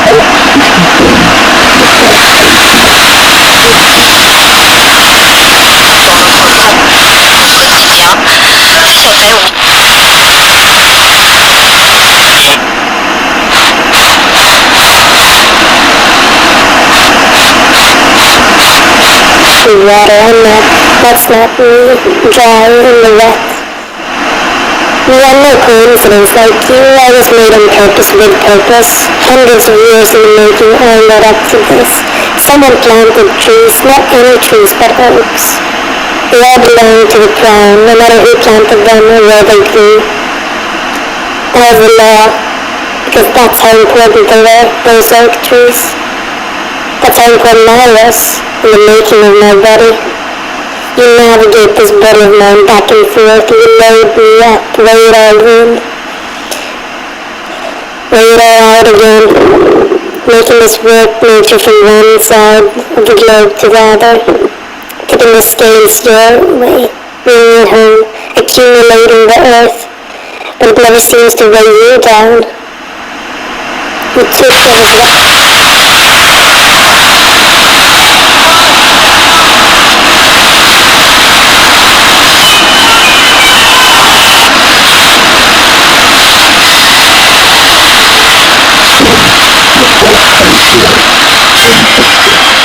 with the right index finger and the shutter button ready to go. The camera is shaped to fit the hand, not the other way around. With a small amount of flexion or extension of the fingers, with a small amount of flexion or extension of the fingers and thumb, a range of camera sizes, hand sizes, can be accommodated, provided the camera shape is optimal. The right index finger is a controller. The right middle, fourth and little fingers are grippers. The thumb has to perform both gripping and controlling actions, requiring careful design of the thumb rest and the rear of camera controls.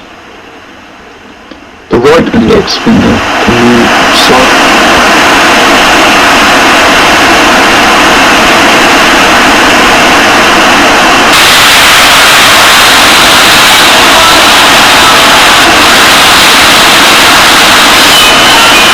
With purpose, you worked hard for it.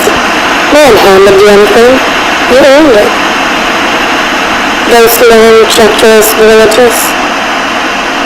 Everything you had owned by you and yours by right. People trust you. They've invested in you. And believe me, it's all yours. Yours and theirs. You've paid for it. You didn't take it, you bought it. Whatever transaction needs a seller, sometimes...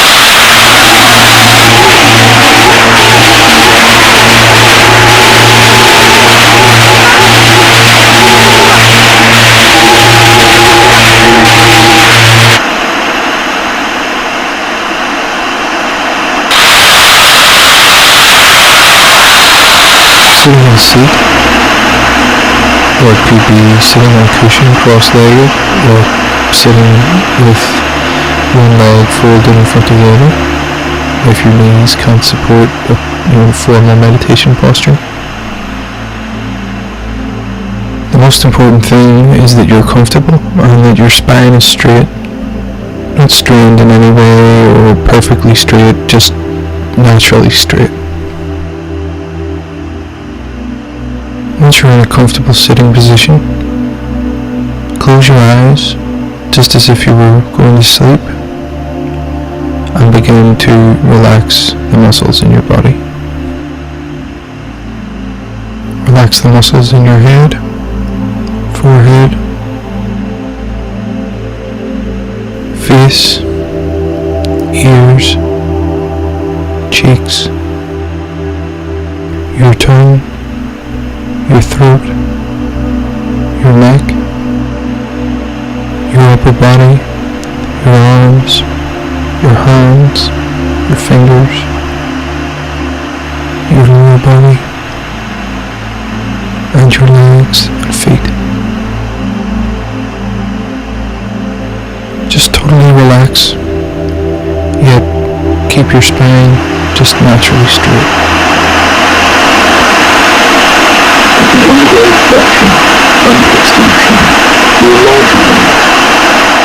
This is highly relevant to the optimal design of controls in the vicinity of the structure document.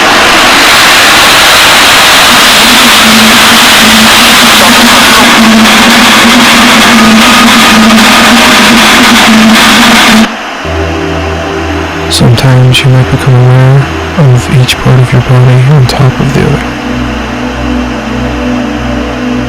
And for a little while, just be aware of what's happening in your body, any feelings, sensations. Just allow the mind to rest in the body, and for the body to rest on the cushion. And in this way, you can join the experience of the body and the mind together. Just be aware of your body and any feelings or sensations that are happening in the body. Whether they are pleasant feelings, unpleasant feelings. Maybe you experience feelings of joy or bliss, or maybe feelings of tension or pain, or maybe you experience neutral feelings or tingling or no feelings at all. Now expand your awareness outside of your body to become aware of your surroundings. Just be aware of any sounds that may be in your direct surroundings, whether or not the room is maybe a little bit too hot or a little bit too cold, or maybe there are some smells. Maybe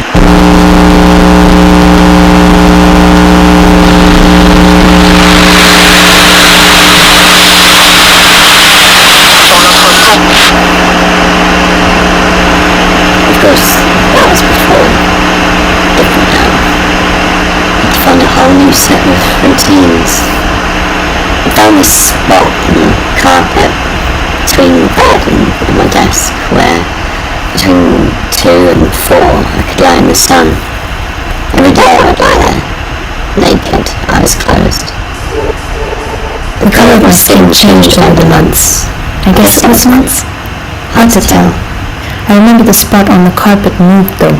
It grew longer, stretched towards the desk, and it would move across the floor a bit faster each day, so that by the end I would have to shift my body every 10 minutes or so to keep up with it, shunting myself along on my shoulder blades. They would rub against the carpet and I could smell the dust being disturbed, musty and dry. Dust that is me, bits of skin. That's what dust is, you know, small bits of us, dead, floating about. People say suntan is just dead skin. Tanned skin, I mean. It's just burnt dead skin. Fried. Layers of it. The more time I spend on the carpet, the more death. Death to me. And death to the carpet. Feeding the carpet. More death. Who would have thought? I mean, it's not so absolute. Skin renews at some crazy rate. I can't remember exactly now. All the cells that make our bodies, They all renew. Our bodies are never so old, or us. We're not. Our bodies or us. Always new. New and old. Sometimes when I get too much, I imagine my cells renewing too fast, and I sort of boil over like pasta. Soft and mushy, disgusting, that milky pasta water with all that starch fizzing on the stove top, hissing. Pathetic pasta again. I hate myself. Every day is the same in here. Every day the same. No, wasn't it? I'd lie there and rub my fingers over a patch of skin until the friction builds against the slightly sweaty surface. Beneath my fingers, little specks of dead skin would roll, greyish, salty. The warmth of the friction was different to the warmth of the sun. It felt closer. It was deeper, better, more. It was the warmth I preferred. I would rub away the layers until the skin was fresh and new and soft. But it wasn't really ready for the surface. It wasn't tough enough, not yet. And as I rubbed, it would get raw and thin. And if I pushed at it with my fingers, it left an imprint that would stay for some time, like maybe a minute or two, 2 minutes. And it stung, like in a really fresh way, too fresh. Like if I even blew on it, I could feel it. All my nerves, all the ends of them, all out and in the open. I always liked myself better without skin. The best place for dead skin is in the folds of the body, in the joints. There's more skin there because it has to flex, stretch for the movement to accommodate it. Also in the sort of crevices, like below the collarbone or ankles, the Achilles, or the small of the back also, like above your ass. The belly button, that's the best spot. It's just a hole of skin, the whole thing, skin. Imagine climbing in there, curling up in the dark, and you can hear all these big sounds, close, all around, the stomach rumble, the pulse, like boom, boom. Unless you have an outie. Outies are disgusting. I've got an innie. I would spend time digging in there when I lay in the sun, picking away at it, getting little scabby flakes of skin lodged under my fingernails and hooking them out. Then I would scrape them from under my nail and roll the dry bits of scabby skin, into little balls, and I would line them up across my belly. You can sort of feel the knot in your belly button, the way the skin twists closed, right at the bottom of the belly button, the knot they tie when you're born. All that life being pumped into you. More life, a bit at a time. And your life, actual life, it starts with the cutting of it. How does that make any sense? How are you not meant to hate every single second of this piece of disgusting time? Spent wherever it is spent, and wherever it is spent. One day I managed to untie the knot. It took a while, to be honest, but it was all there. It didn't bleed. There was more like this sort of yellowish, sticky stuff. It smelled sort of acid-like, and it was flopped there, inside out, the button, undone, like the soggy mouthpiece of a deflated balloon. At first I could only get a finger in. It felt hot inside, but then I also felt hot suddenly, like everywhere, all over, hot and heavy. Maybe it was the sun, but suddenly I was sweating like crazy, and I could feel the blood in my ears, you know what I mean? Like, rush, rush, and my fingers tingled, sort of pins and needles but icy, and my vision was also like vroom, vroom, and all the saliva filling my mouth. But anyway, I steadied myself and I kept going. I started with just one finger, then added another, working them in, pushing and expanding, wet and warm, painful and exciting, really new. Like when you accidentally bite your tongue, this rush, the metallic taste of it, and your eyes water. But now it's not just the tongue, it's me, the middle of me, one big bite. I've got a whole fist in there now, but I know it's just the beginning. I can disappear in there if I want, and the hole is just getting bigger. I can see my hip bone sticking out one end, and the rib cage, the bottom ribs, they're at the top of the hole. It's more like a bowl now, like a sink, full of submerged washing up. Now I have both my arms in there, pushing everything about, rummaging through. It smells so rich, really like rust, but more. Bits are starting to spill out over the edges and onto the dusty carpet. It soaks it up and it feels warm against my back. I'm getting bigger, a growing patch, spraying across the carpet. I try to sit up to get a better view into the hole. I can feel the spine now, at the bottom. I put both hands around it and I hold it as tight as I can. I don't want to let go. If I let go, I think I'll drown.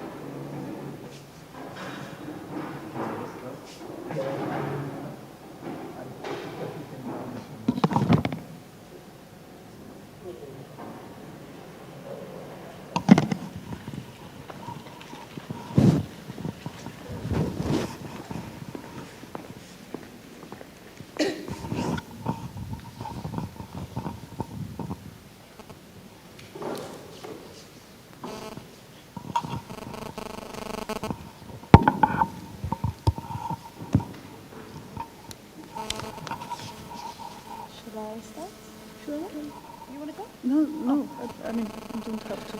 We've been here for a long time already. I'd appreciate it. I know. I know that you all have been here for a long time. No, but I mean, I can if you... No, it's fine. I'll just start. Yeah, thank you so much for sharing and making this work. And you and Nils, I don't know if I met, it's not here. Okay. I made a lot of notes, and looking at my scribbles, like, okay, where to start.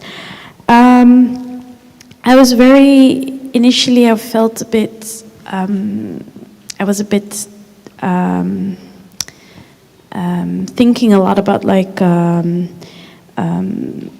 the BlackBerry thumb, and this, you know, in a way, like this first image that made me think a lot about that. And then I thought about like also that genealogy of these type of gestures, and somehow I went AWOL and was thinking about the washer woman's brain, and then so I felt like I was really joining a bit the journey, or like coming along the work, and each time taking a sidestep, thinking about certain elements. One was the sound that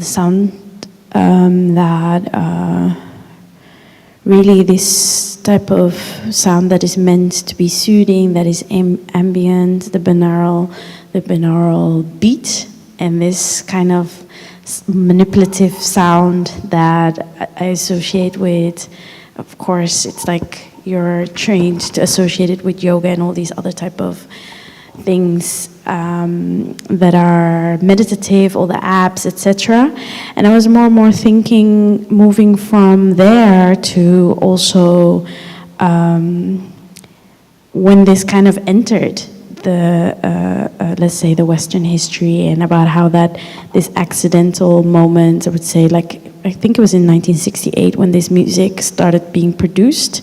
And of course, it's associated with Brian Eno, but at the same time, I was thinking about who's taking out of that history. Ravi Shankar, who's actually the person that contributed the sitar, that taught, I think it was Corey Scott or something, how to play, and that is how that sound kind of developed. But I was also very much interested in your question, where do I end? And I thought it was quite compelling to kind of then move into this idea of the meditative skin, and then the skin that expands, and then that becomes kind of the multiplicity of the skin as we know as in the digital interface, but also the skin as we know in the physical embodiment, and that's the stretching skin. And then I was really fascinated with this imagining what if buildings resembled skin, or if could buildings resemble skin, could buildings incorporate skin, and what would actually a building that is not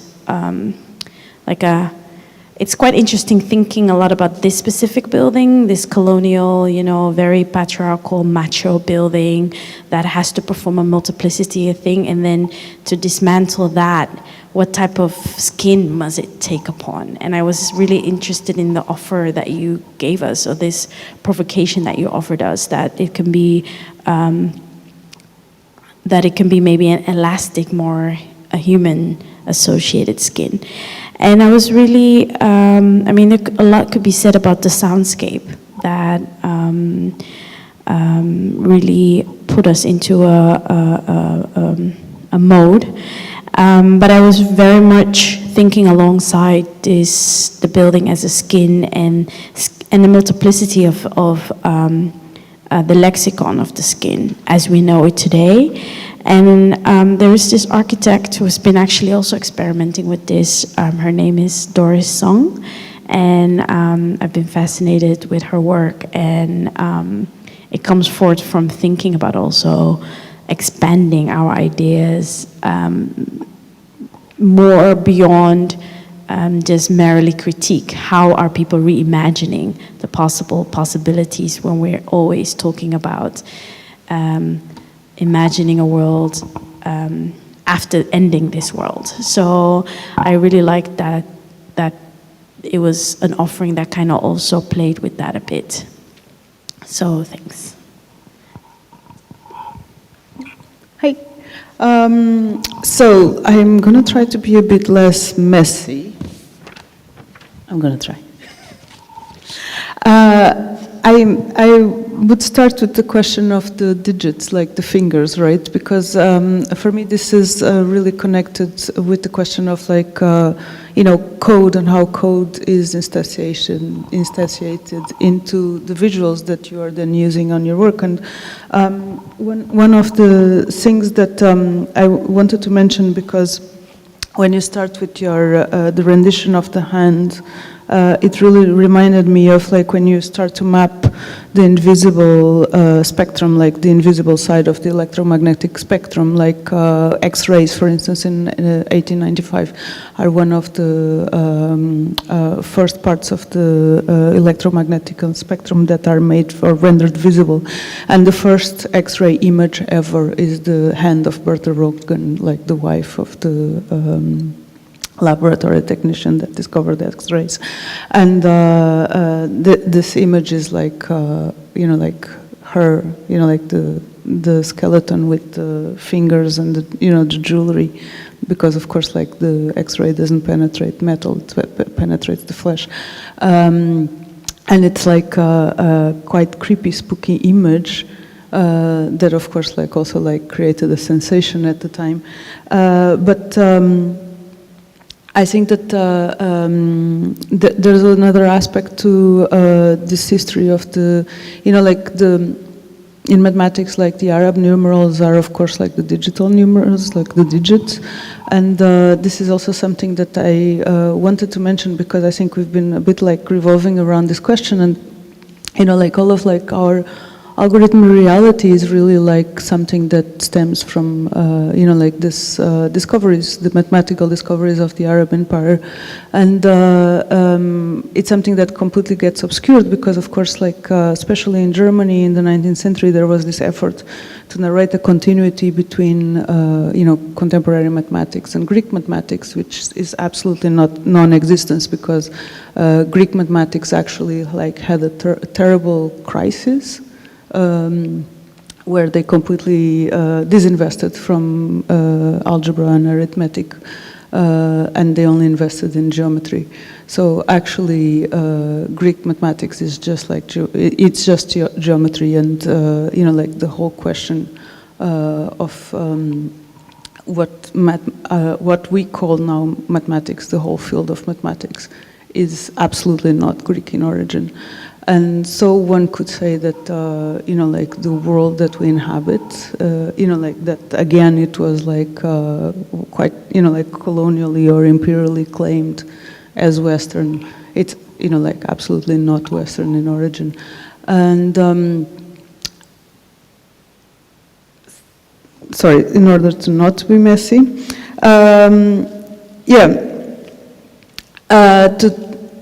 connect that to the question of code, like it's precisely like this introduction of the Arab numerals that then makes like differential calculus and also like digital, like digital code and digitality possible. And then of course like,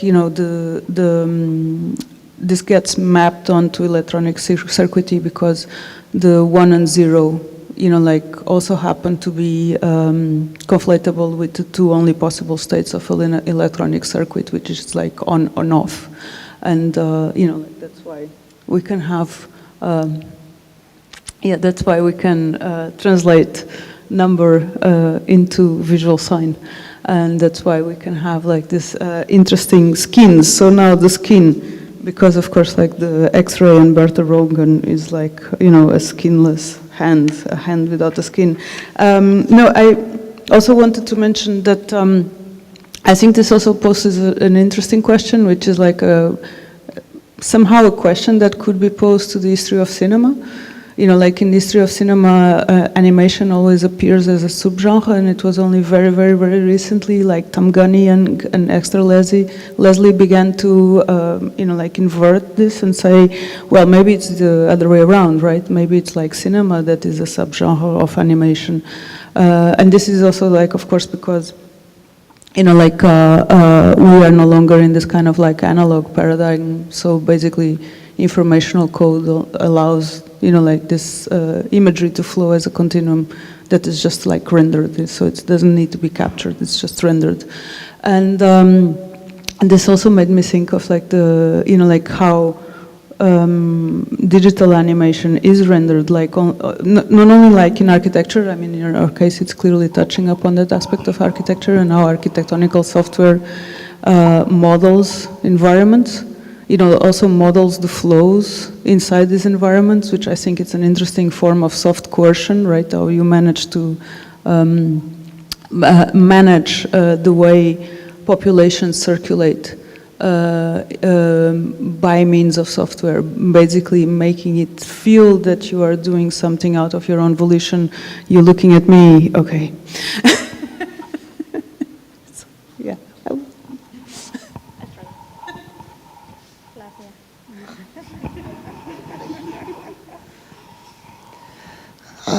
Thank you, Welfa. Thank you, Welf. This was absolutely horrific. And I mean it as a compliment.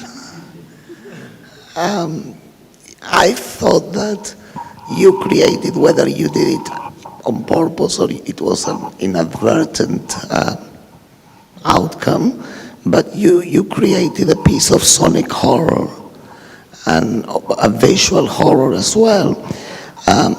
To me, the notion that someone will fist their own freaking belly button. I felt like Gregor Samsa woke up one day and found out that he was a cockroach. But I felt through your piece that we were all like Gregor Samsas, discovering the inner horrors of our own body. And I found that absolutely horrendous in the best possible way. The notion that we carry the horror within and that we are like the essence of the horror was very interesting to me.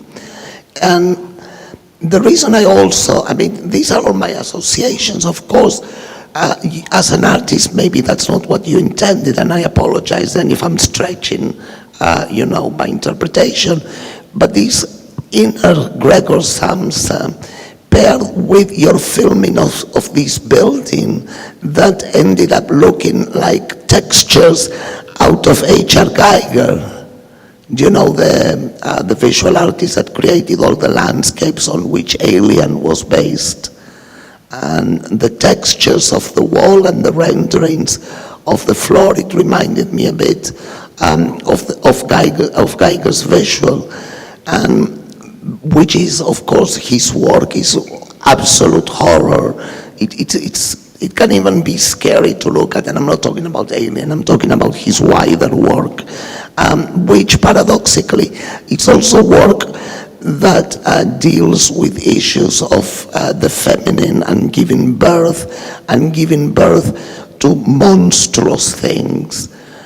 And in that sense, I thought that the idea of fisting, and I'm going to insist on this because if I suffer, you all suffer, fisting your own belly button was like whatever could be constructed as the opposite of giving birth.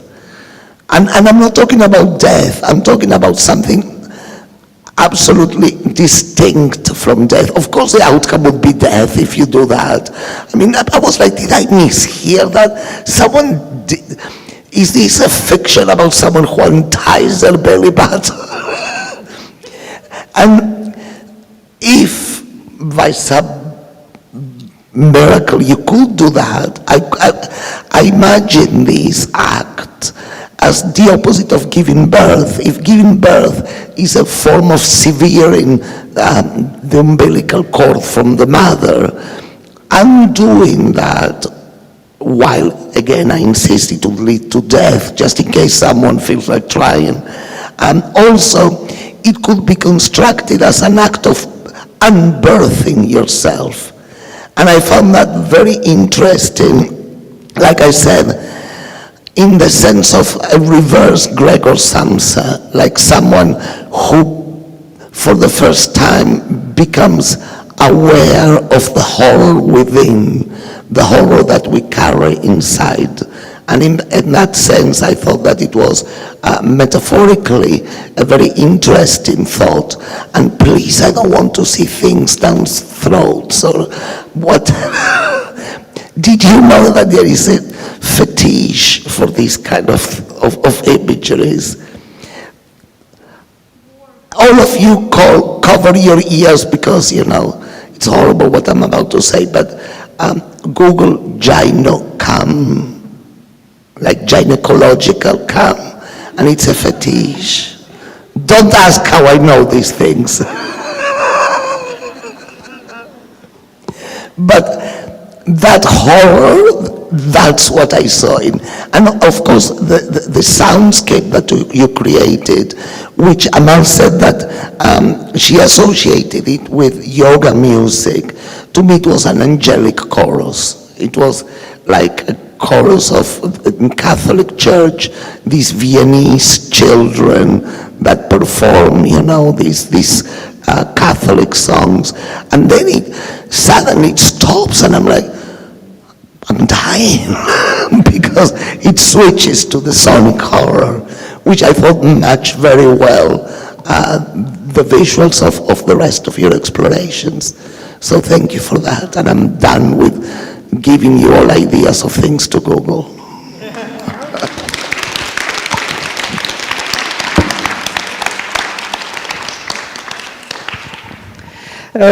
First of all, we would like to welcome Mayar, Rosa, and Arun. Thank you for joining us. And yeah, now it's lunchtime, so we have 1 hour. Enjoy. Rosa, I said Mayar, Rosa, and Arun. There's a delay with the lunch, like in 15 minutes to half an hour. Okay. I want to do one more. I don't know. Flavia is not here also. I just heard from Peter. There is a delay with lunch. If anyone wants to present, meanwhile.